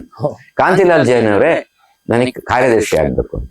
ಆಯ್ತು, ನಾನು ಇಮಿಡಿಯೇಟ್ ಚೇರ್ ಆಗಿ ನಾನಿರ್ತೀನಿ, ಕಾಂತಿಲಾಲ್ ಜೈನ್ ಅವ್ರು ಇರ್ತಾರೆ, ನಿಮ್ಗೆಲ್ಲ ಕೋಆಪರೇಷನ್ ನಾವು ಕೊಡ್ತೀವಿ, ದಯವಿಟ್ಟು ಆಗಿ ಅಂದಾಗ ಅವಾಗ ಸಂತೋಷದಿಂದ ಅವರು ಒಪ್ಕೊಂಡು ಆದ್ರೂ ಸಾಕಷ್ಟು ಕೆಲಸಗಳಾಯ್ತು. ನಾನು ಜೀವನ್ ಸಂಧಿದ ಆ ಜರ್ನಿನಲ್ಲಿ ನನಗೆ 2 ಮರೆಯಕ್ಕಾಗದೇ ಇರೋಂಥ ವಿಚಾರಗಳಿದೆ. ಒಂದು, ನಾವು 20 ವರ್ಷಗಳ ಕಾಲ ಅದನ್ನ ಆ ಜಮೀನ ದಾನ ಕೊಟ್ಟಿದ್ದು ಶ್ರೀಮತಿ ಧನಿದೇವಿ ಸಿಪ್ಪಾಣಿ ಅವರು. ಅದು ಟ್ರಾನ್ಸ್ಫರ್ ಆಗಿರ್ಲಿಲ್ಲ. ಅದಕ್ಕೆ ಕಾರಣ ಏನು ಅಂದ್ರೆ, ಅದನ್ನ ಟ್ರಾನ್ಸ್ಫರ್ ಮಾಡೋಕ್ಕಿಂತ ಮುಂಚೆನೆ ಜೀವನ್ ಸಂಧ್ಯಾ ಕಟ್ಟಡಗಳೆಲ್ಲ ಆಗೋಗ್ಬಿಟ್ಟಿತ್ತು. ಆ ಟ್ರಾನ್ಸ್ಫರ್ ಮಾಡ್ಕೋಬೇಕಾದ್ರೆ ಸುಮಾರು 15-18 ಲಕ್ಷ ರಿಜಿಸ್ಟ್ರೇಷನ್ಗೆ ಬೇಕಾಗಿತ್ತು. ನಮ್ಮ ಜೀವನ ಸಂಧ್ಯಾ ಲಾಸ್ ಅಲ್ಲಿ ನಡೀತಾ ಇತ್ತು, ನಮ್ಮಲ್ಲಿ ದುಡ್ಡು ಇರಲಿಲ್ಲ. ಹಾಗಾಗಿ ಅದು ಪೋಸ್ಟ್ಪೋನ್ ಮಾಡ್ತಾನೆ ಇತ್ತು. ನನಗೆ ಶಂಕರೇಗೌಡರು, ಎ ಡಿ ಚಂದ್ರಶೇಖರ್ ಅಂತ ಇದ್ರು, ಅವ್ರು ಈಗಿಲ್ಲ. ಅವ್ರು ಯಾವಾಗ್ಲೂ ಹೇಳೋರು, ಅದನ್ನ ಟ್ರಸ್ಟಿಗೆ ಟ್ರಾನ್ಸ್ಫರ್ ಮಾಡಿ, ಏನಾರು ಮಾಡಿ ಟ್ರಾನ್ಸ್ಫರ್ ಮಾಡಿ. ಆಗ ನನಗೆ ಬಹಳ ಒಬ್ರು ಆತ್ಮೀಯರಿದ್ರು, ಅವ್ರ ಹೆಸರು ತಗೊಳಲ್ಲ, ಡಿಸ್ಟ್ರಿಕ್ಟ್ ರಿಜಿಸ್ಟ್ರಾರ್. ನಾವು ಪ್ರತಿ ಸಂಡೇ ಎಲ್ಲರೂ ಒಟ್ಟಿಗೆ ಸೇರ್ತಾ ಇದ್ವಿ. ಒಬ್ರು DSP ಇದ್ರು, ಒಬ್ರು ಡಿಸ್ಟ್ರಿಕ್ಟ್ ಲೈಬ್ರರಿ ಇದ್ರು, ಹಾಗೆ ಬೇರೆ ಬೇರೆ ಡಿಪಾರ್ಟ್ಮೆಂಟ್ ಹೆಡ್ಗಳು ಕೆಲವರೆಲ್ಲ ಸಾಟರ್ಡೆ ಎಲ್ಲ ಒಟ್ಟಿಗೆ ಸೇರ್ತಾ ಇದ್ದೀನಲ್ಲ, ತುಂಬಾ ಆತ್ಮೀಯ ಇದ್ವಿ. ಅವ್ರ ಹತ್ರ ನಾನು ಪದೇ ಪದೇ ರಿಕ್ವೆಸ್ಟ್ ಮಾಡ್ತಾ ಇದ್ದೆ, ಏನಾದ್ರು ಒಂದು ಸೊಲ್ಯೂಷನ್ ಕೊಡಿ ಸರ್, ನಮ್ಮ ಹತ್ರ ಈ ತರ ಪರಿಸ್ಥಿತಿ ಆಗಿದೆ. ಒಂದ್ ದಿವಸ ಅವರು ಹೇಳಿದ್ರು, ನಿಮ್ಗೆ ಯಾರಾದ್ರೂ ಕ್ಲೋಸ್ ಫ್ರೆಂಡ್ ಆಸ್ ಅಡ್ವೊಕೇಟ್ ಇದಾರ? ಇಲ್ಲ ಸರ್, ನಮ್ಮ ರೋಟಿನಲ್ಲೇ ಇದ್ದಾರೆ ಕ್ಲೋಸ್ ಫ್ರೆಂಡ್ ಅವರು, ಅವ್ರನ್ನ ನಮ್ಮ ಮನೆಗೆ ಕರ್ಕೊಂಡ್ಬರ್ಕಾಗತ್ತ ನಾಳೆ ಬೆಳಿಗ್ಗೆ ಅಂತ ಹೇಳಿದ್ರು. ನಾನು ಸಚಿದಾನಂದ್ ಅವ್ರ ಬಗ್ಗೆ ಎಕ್ಸ್ಪ್ಲೈನ್ ಮಾಡಿ ಬನ್ನಿ ಅಂತ ಹೇಳಿ, ಪಾಪ ಸಚಿದಾನಂದ್ ಅವರು ಅವ್ರ ಮನೆಗೆ ಬಂದ್ರು ಬೆಳಿಗ್ಗೆ. ಆಗ ಅವರು ಈಗೀಗ ಮಾಡಿ ಅಂತ ಹೇಳಿ ಸಜೆಸ್ಟ್ ಮಾಡಿದ್ರು. ಸಚಿದಾನಂದ್ ಅವರು ಆ ಥರ ಪೇಪರ್ ಮಾಡಿದ್ರು. 2 ದಿವಸ ಬಿಟ್ಟು ನನ್ನ ಆಫೀಸ್ಗೆ ಬನ್ನಿ, ನಾರ್ಮಲಿ ರಿಜಿಸ್ಟ್ರೇಷನ್ ಈ ಥರದ್ದೆಲ್ಲ ಸಬ್ ರಿಜಿಸ್ಟರ್ ಲೆವೆಲಲ್ಲಿ ಆಗುತ್ತೆ, ನನ್ನ ಆಫೀಸಲ್ಲೇ ಬನ್ನಿ, ನಾನೇ ರಿಜಿಸ್ಟರ್ ಮಾಡ್ತೀನಿ, ಇಂಥ ದಿವಸ 10:30ಗೆ ಬನ್ನಿ ಅಂತ ಹೇಳಿದ್ರು. ನಾನು, ಸಚಿದಾನಂದ್, ಕಾಂತಿಲಾಲ್ ಜೈನ್ ಅವರೆಲ್ಲ 3 ಜನನು ಹೋದ್ವಿ 10:30ಗೆ. ಯಾಕೋ ಜಿಪ್ಪಾಣಿಯವರು, ಧನದೇವ್ ಸಿಪ್ಪಾಣಿಯವರು 1 ಗಂಟೆ ಆದ್ರೂ ಬರ್ಲಿಲ್ಲ. ಆಮೇಲೆ ಕಾಂತಿಲಾಲ್ ಜೈನ್ ಅವ್ರು ಹೋದ್ರು ಅವ್ರ ಮನೆಗೆ. ಹೋಗ್ಬಿಟ್ಟು 2:15-2:30 ವರ್ಷಕ್ಕೆ ಪಾಪ ಅವರು ಡಿಸ್ಟ್ರಿಕ್ಟ್ ರಿಜಿಸ್ಟ್ರೇ ನಮ್ಗೆಲ್ಲ ಅಲ್ಲಿ ಏನೋ ಸ್ವಲ್ಪ ತಿಂಡಿ ಕಾಫಿ ಎಲ್ಲ ತರ್ಕೊಟ್ರು. ಯಾಕಂದ್ರೆ ಅವರು ಊಟಕ್ಕೆ ಹೋಗ್ಬೇಕಾಗಿತ್ತು 2 ಗಂಟೆಗೆ, ಹೋಗ್ಲಿಲ್ಲ. ಇದಕ್ಕೋಸ್ಕರನೇ ಕಾದ್ ಕೂತ್ರು. ಪಾಪ ನಮ್ಗೆ ಒಂದ್ ಸ್ವಲ್ಪ ಏನೋ ತನ್ಸ್ಕೊಟ್ರು. ಆಮೇಲೆ 2:15-2:30 ಅಷ್ಟೊತ್ತಿಗೆ ಸಿಪ್ಪಾಣಿ ಅವರು, ಧನದೇವ್ ಸಿಪ್ಪಾಣಿ ಅವರು ಬಂದ್ರು. ರಿಜಿಸ್ಟರ್ ಆಯ್ತು. That was the first trust.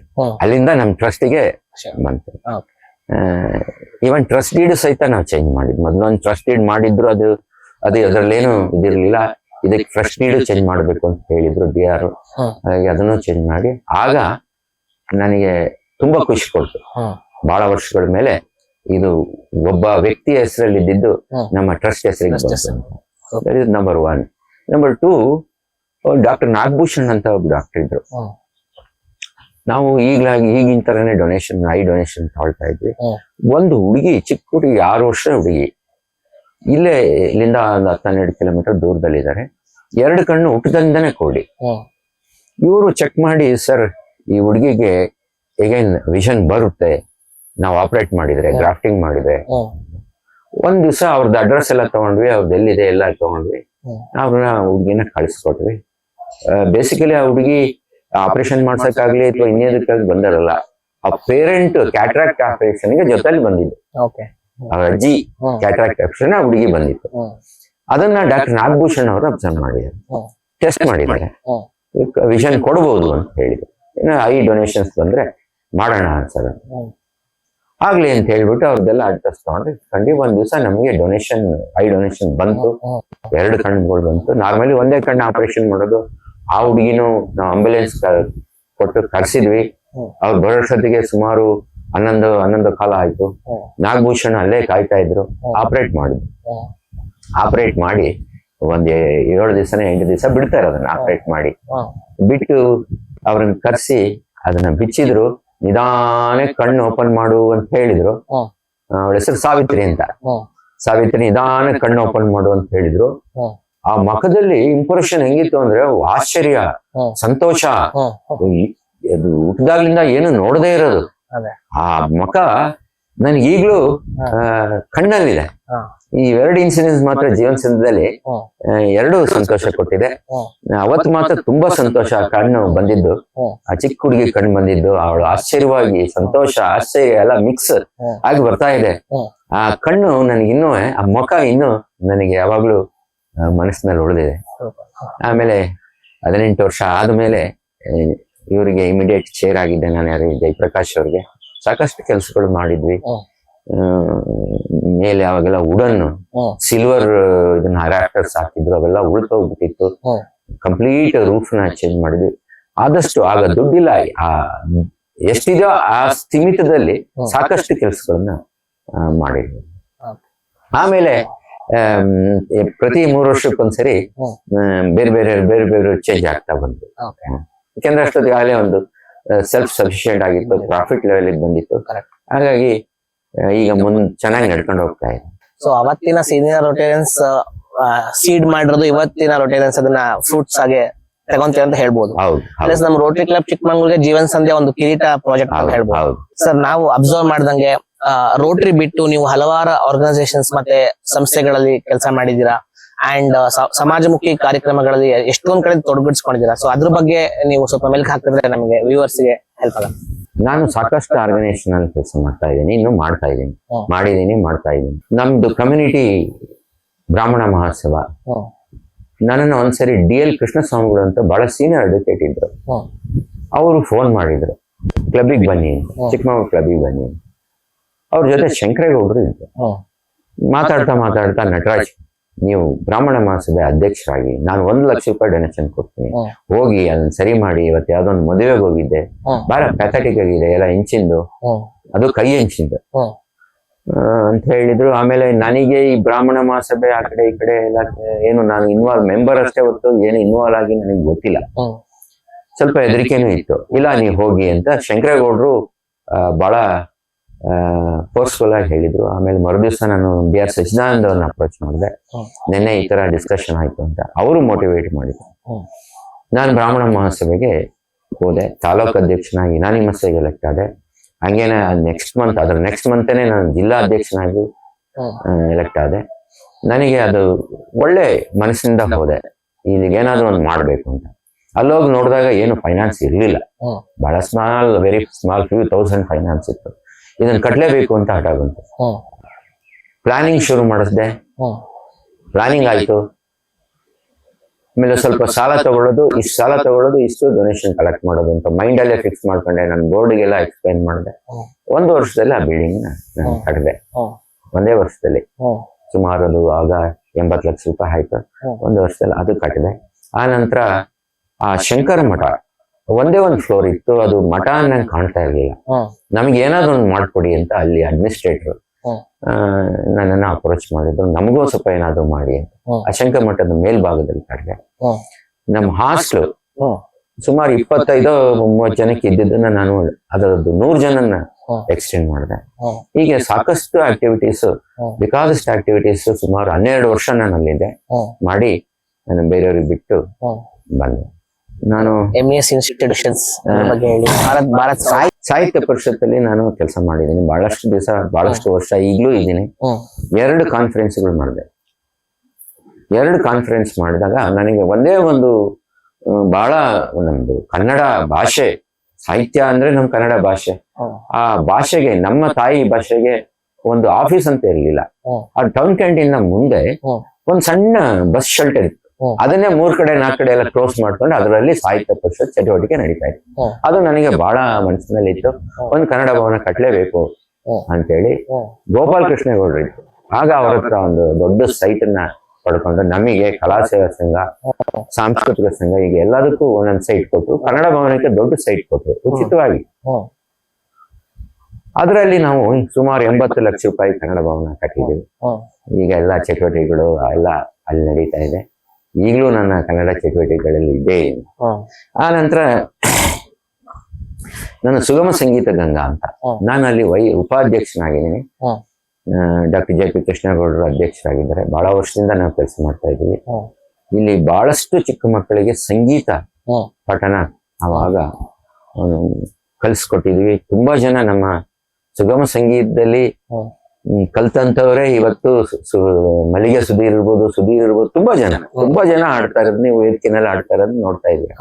ಹಾಗೆ ಸುಗಮ ಸಂಗೀತದಲ್ಲಿ ಈ ನಾಡಿನ ಎಲ್ಲ ಕವಿಗಳನ್ನ ಕರೆಸಿ ಅವರು ಬರೆದಂತ ಕಾವ್ಯಗಳನ್ನ ಅವ್ರ ಮುಂದೆನೆ ಹಾಡು ಹೇಳ್ಸಿ ಇಲ್ಲಿ ಪ್ರಾಕ್ಟೀಸ್ ಮಾಡಿಸಿ, 15-20 ದಿವಸ ಗಟ್ಟಲೆ ಪ್ರಾಕ್ಟೀಸ್ ನಮ್ಮ ಮಕ್ಕಳ ಹತ್ರನೇ ಪ್ರಾಕ್ಟೀಸ್ ಮಾಡಿಸಿ ಅವ್ರ ಎದುರುಗಡೆನೆ ಅದನ್ನ ಹೇಳ್ಸಿ ಕವಿ ನಮನ ಕಾರ್ಯಕ್ರಮ ಎಲ್ಲ ಕವಿಗಳಿಗೂ ನಾವು ಮಾಡ್ತಾ ಬಂದಿದ್ದೇವೆ. ಆಮೇಲೆ ಅಂಧ ಮಕ್ಕಳ ಶಾಲೆ, ನಾನು ಹೇಗೆ ಜೀವನ ಸಂಧಿಯಲ್ಲಿ ನಾನು ಕೆಲಸ ಮಾಡ್ತಾ ಇದ್ದ ಅಂಧ ಮಕ್ಕಳ ಶಾಲೆಯಲ್ಲಿ ಸುಮಾರು ವರ್ಷಗಳ ಕಾಲ ನಾನು ಟ್ರಸ್ಟಿಯಾಗಿ ಕೆಲಸ ಮಾಡಿದ್ದೀನಿ. ಹಾಗೆ ದಿವಿಜಾ ಟ್ರೇಡ್ ಕೋಆಪರೇಟಿವ್ ಸೊಸೈಟಿ ಅಂತ ನಮ್ಮಲ್ಲಿ ನಮ್ಮ ಯಾವ್ದು ಕಮ್ಯುನಿಟಿ ಬೇಸ್ಡ್ ಅಂತ ಅದೇ ಯಾವ್ದು ಮಾಡೋಂಗಿಲ್ಲ, ಅದು ಕ್ರೆಡಿಟ್ ಕೋಆಪರೇಟಿವ್. ನಾವೊಂದು ಹುಟ್ಟಾಕ್ಬೇಕು ಅಂತೇಳಿ ನಾನು ಚೀಫ್ ಪ್ರಮೋಟರ್.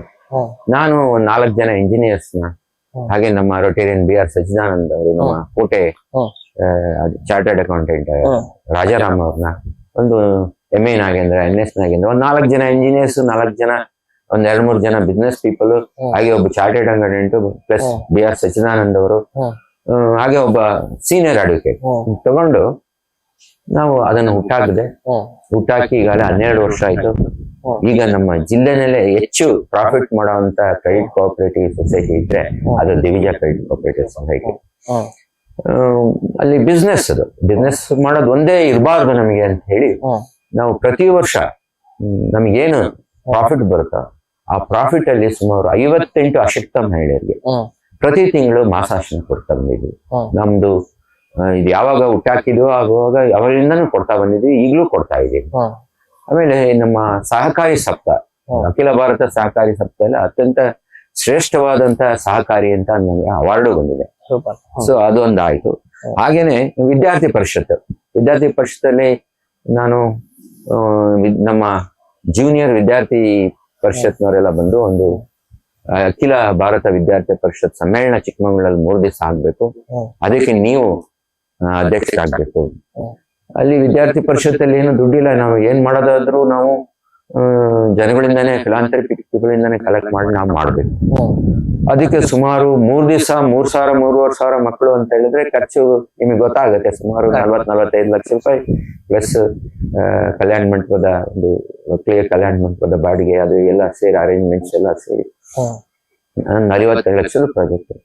ಅದನ್ನ ಬಹಳ ಸತತ ಪಟ್ಟು 3 ದಿವಸಗಳ ಕಾಲ ಅತ್ಯಂತ ಚೆನ್ನಾಗಿ ನಡೆಸ್ಕೊಟ್ಟು ಬಂದಂತ ವಿದ್ಯಾರ್ಥಿ ಸೀನಿಯರ್ಸ್ ಎಲ್ಲ ತುಂಬಾ ಚೆನ್ನಾಗಿ 3 ದಿವಸ ಕಾರ್ಯಕ್ರಮಗಳು ನಡೀತು ಅಂತೇಳಿ ಅಪ್ರಿಶಿಯೇಟ್ ಮಾಡಿದ್ರು.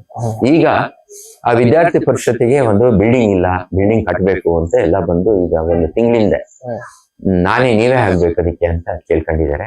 ಅದ್ರ ಚಟುವಟಿಕೆಗಳು ಈಗ ನಡೀತಾ ಇದೆ. ಗಾಲ್ಫ್ ಕ್ಲಬ್ ಅಲ್ಲಿ ಒಬ್ಬ ಪ್ರಮೋಟರ್ ಅಂಡ್ ಟ್ರಸ್ಟಿ ಆಗಿ ಸುಮಾರು 18-16 ವರ್ಷಗಳ ಕಾಲ ಅಲ್ಲಿ ಫಸ್ಟ್ ಎಕ್ಸಿಕ್ಯೂಟಿವ್ ಕಮಿಟಿ ಅಲ್ಲಿ ಏನಂದ್ರೆ ಫಸ್ಟ್ ಎಕ್ಸಿಕ್ಯೂಟಿವ್ ಕಮಿಟಿ ಪೂರ್ಣ ಕಟ್ಟಡಗಳು ಗಾಲ್ಫ್ ಕ್ಲಬ್ ಆಗೋವರೆಗೂ ಅದೇ ಕಮಿಟಿ ಇರಬೇಕು ಅಂತ ಇತ್ತು. ಹಾಗಾಗಿ ಸುಮಾರು 16 ವರ್ಷಗಳ ಕಾಲ ನಾನು ಅಲ್ಲಿ ಫಸ್ಟ್ ಎಕ್ಸಿಕ್ಯೂಟಿವ್ ಕಮಿಟಿ ಆಗಿ ಟ್ರಸ್ಟಿ ಆಗಿ ನಾನು ಕೆಲಸ ಮಾಡಿದ್ದೀನಿ. ನಮ್ಮ ರೊಟೇರಿಯನ್ BR ಸಚ್ಚಿದಾನಂದ್ ಅವರು ಒಂದ್ ದಿವಸ ನನ್ನನ್ನು ಬೆಳವಾಡಿಗೆ ಕರ್ಕೊಂಡು ಹೋದ್ರು. ಬನ್ನಿ ಬೆಳವಾಡಿಗೆ ಹೋಗೋಣ, ಏನೋ ಕರೀತಾ ಇದಾರಲ್ಲ, ಮೋಸ್ಟ್ಲಿ ನಾನು ಅಂದ್ಕೊಂಡೆ ದೇವಸ್ಥಾನಕ್ಕೆ ಇರ್ಬೇಕು, ಹೋಗೋಣ ದೇವಸ್ಥಾನಕ್ಕೆ. ಹೋದ್ವಿ. ಅವರು ನನ್ನ ಒಂದು ಶಾಲೆಗೆ ಕರ್ಕೊಂಡು ಹೋದ್ರು. ದೇವಸ್ಥಾನ ಎಲ್ಲ ಮುಗಿಸಾದ್ಮೇಲೆ ಶಾಲೆಗೆ ಕರ್ಕೊಂಡು ಹೋದ್ರು. ಅದು ಒಂದು ಹಳೆಯ ಹಂಚಿನ ಮನೆ ಬೀಳೋ ತರ ಇತ್ತು. ನಟರಾಜ್ ನಿಮ್ಮನ್ನ ಕರ್ಕೊಂಡ್ ಬಂದಿದ್ದ ಉದ್ದೇಶ ಗೊತ್ತಾಯ್ತು. ಮಕ್ಕಳು ಇಲ್ಲಿ ಓದೋದು ಸೇಫ್ ಅಲ್ಲ, ಯಾರೋ ಫ್ರೀಯಾಗಿ ಕೊಟ್ಟಿದ್ ಮನೆ ಇರ್ಬೋದು ಅಥವಾ ನಡೆಸ್ಕೊಳ್ಳಿ ಅಂತ ಹೇಳಿದ ಮನೆ ಇರ್ಬೋದು, ಆ ಮನೆಯಲ್ಲಿ ನಡೀತಾ ಇತ್ತು.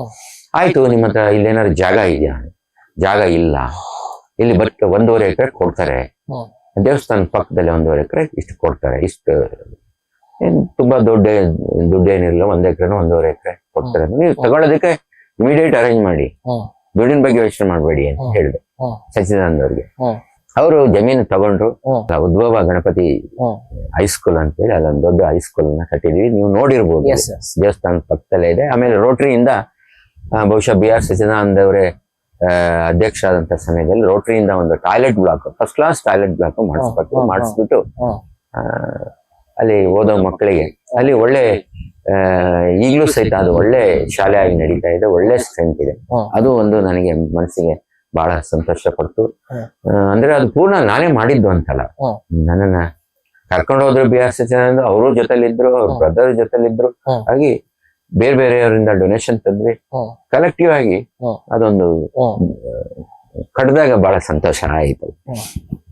ಆಮೇಲೆ ಉದ್ಭವ ಪ್ರಕಾಶನ ಅಂತ ನಮ್ದೊಂದು ಟ್ರಸ್ಟ್ ಇದೆ, ಅದ್ರ ಮ್ಯಾನೇಜಿಂಗ್ ಟ್ರಸ್ಟಿ ನಾನೇನೆ. ಕಾರ್ಯದರ್ಶಿಗಳು ನಮ್ಮ ಬೆಳವಾಡಿ ಮಂಜುನಾಥ್ ಅವರು. ಅದರಲ್ಲಿ ನಾವು ಪುಸ್ತಕಗಳು, ಒಳ್ಳೆ ಪುಸ್ತಕಗಳನ್ನ ಬಿಡುಗಡೆ ಮಾಡುವಂತ ಕಾರ್ಯಕ್ರಮಗಳು ಮೊನ್ನೆ ಒಂದು ಬಿಡುಗಡೆ ಆಗಿದ್ದು ನಿಮಗೆ ಗೊತ್ತು. ಹಾಗೆ ನಾವು ಸುಮಾರು 61 ಪುಸ್ತಕಗಳನ್ನ ಆ ಉದ್ಭವ ಪ್ರಕಾಶನ ಟ್ರಸ್ಟ್ ಇಂದ ಬಿಡುಗಡೆ ಮಾಡೋ ಜೊತೆಗೆ ಸಾಕಷ್ಟು ಸಾಂಸ್ಕೃತಿಕ ಕಾರ್ಯಕ್ರಮಗಳನ್ನು ಅದರಲ್ಲಿ ಮಾಡ್ತಾ ಬಂದಿದ್ದೀವಿ, ಇನ್ನೂ ಮಾಡ್ತಾನೆ ಇದ್ದೀವಿ. ವಿಶ್ವವಿದ್ಯಾಲಯದಲ್ಲಿ ನನ್ನ ಸ್ನೇಹಿತರು ಒಬ್ರು ವೇಣುಗೋಪಾಲ್ ಅಂತ, ಅವರು ನನ್ನ ಹತ್ರ ಬಂದ್ರು. ನಾನು ಅವಾಗ ಇನ್ನೂ ಬ್ರಾಹ್ಮಣ ಮಹಾಸಭೆ ಜಿಲ್ಲಾ ಮತ್ತು ತಾಲೂಕು ಅಧ್ಯಕ್ಷನಾಗೇ ಇದ್ದೆ. ನಮ್ಮ ವಿಶ್ವವಿದ್ಯಾಲಯಕ್ಕೆ ಒಂದು 2 ಕೊಠಡಿಗಳನ್ನು ಕಟ್ಟಬೇಕು, ಬಹಳ ಅರ್ಜೆಂಟ್ ಆಗಿ ಬೇಕು ಅಂತ. ಹೇಗೆ ದುಡ್ಡು ಕಲೆಕ್ಟ್ ಮಾಡೋದು, ಹೇಗೆ ರೈಸ್ ಮಾಡೋದು ಅಂತ ಯೋಚನೆ ಮಾಡಿ ಆಮೇಲೆ ನನ್ನ ಸ್ನೇಹಿತರು TS ನಾಗಾಭರಣ ಅವ್ರದೇ ಒಂದು ನಾಟಕದ ಟೀಮ್ ಇತ್ತು. ಅವ್ರನ್ನ ಹೋಗಿ ಬೆಂಗಳೂರಲ್ಲಿ ರಿಕ್ವೆಸ್ಟ್ ಮಾಡಿದೆ, ಒಂದು 3 ದಿವಸ ನನಗೆ ನಾಟಕಗಳನ್ನ ಆಡ್ಕೊಡಿ ಸರ್, ಈ ತರ ಒಂದು ಸ್ಕೂಲಿಗೆ ಒಂದು 2-3 ರೂಮನ್ನ ಕಟ್ಟಬೇಕು. ಅವರು ಸಂತೋಷವಾಗಿ ಒಪ್ಕೊಂಡ್ರು. ಏನಿಲ್ಲ, ನಮ್ಮ ಬಸ್ ಚಾರ್ಜು, ನಮ್ಮೊಂದು ಉಳಿಯೋದಕ್ಕೆ ಊಟ ತಿಂಡಿ ಎಲ್ಲ ನೀವು ನೋಡ್ಕೊಳ್ಳಿ, ಒಂದು ಬಸ್ ಮಾಡ್ಕೊಂಡ್ ಬರ್ತೀವಿ ನಾವು.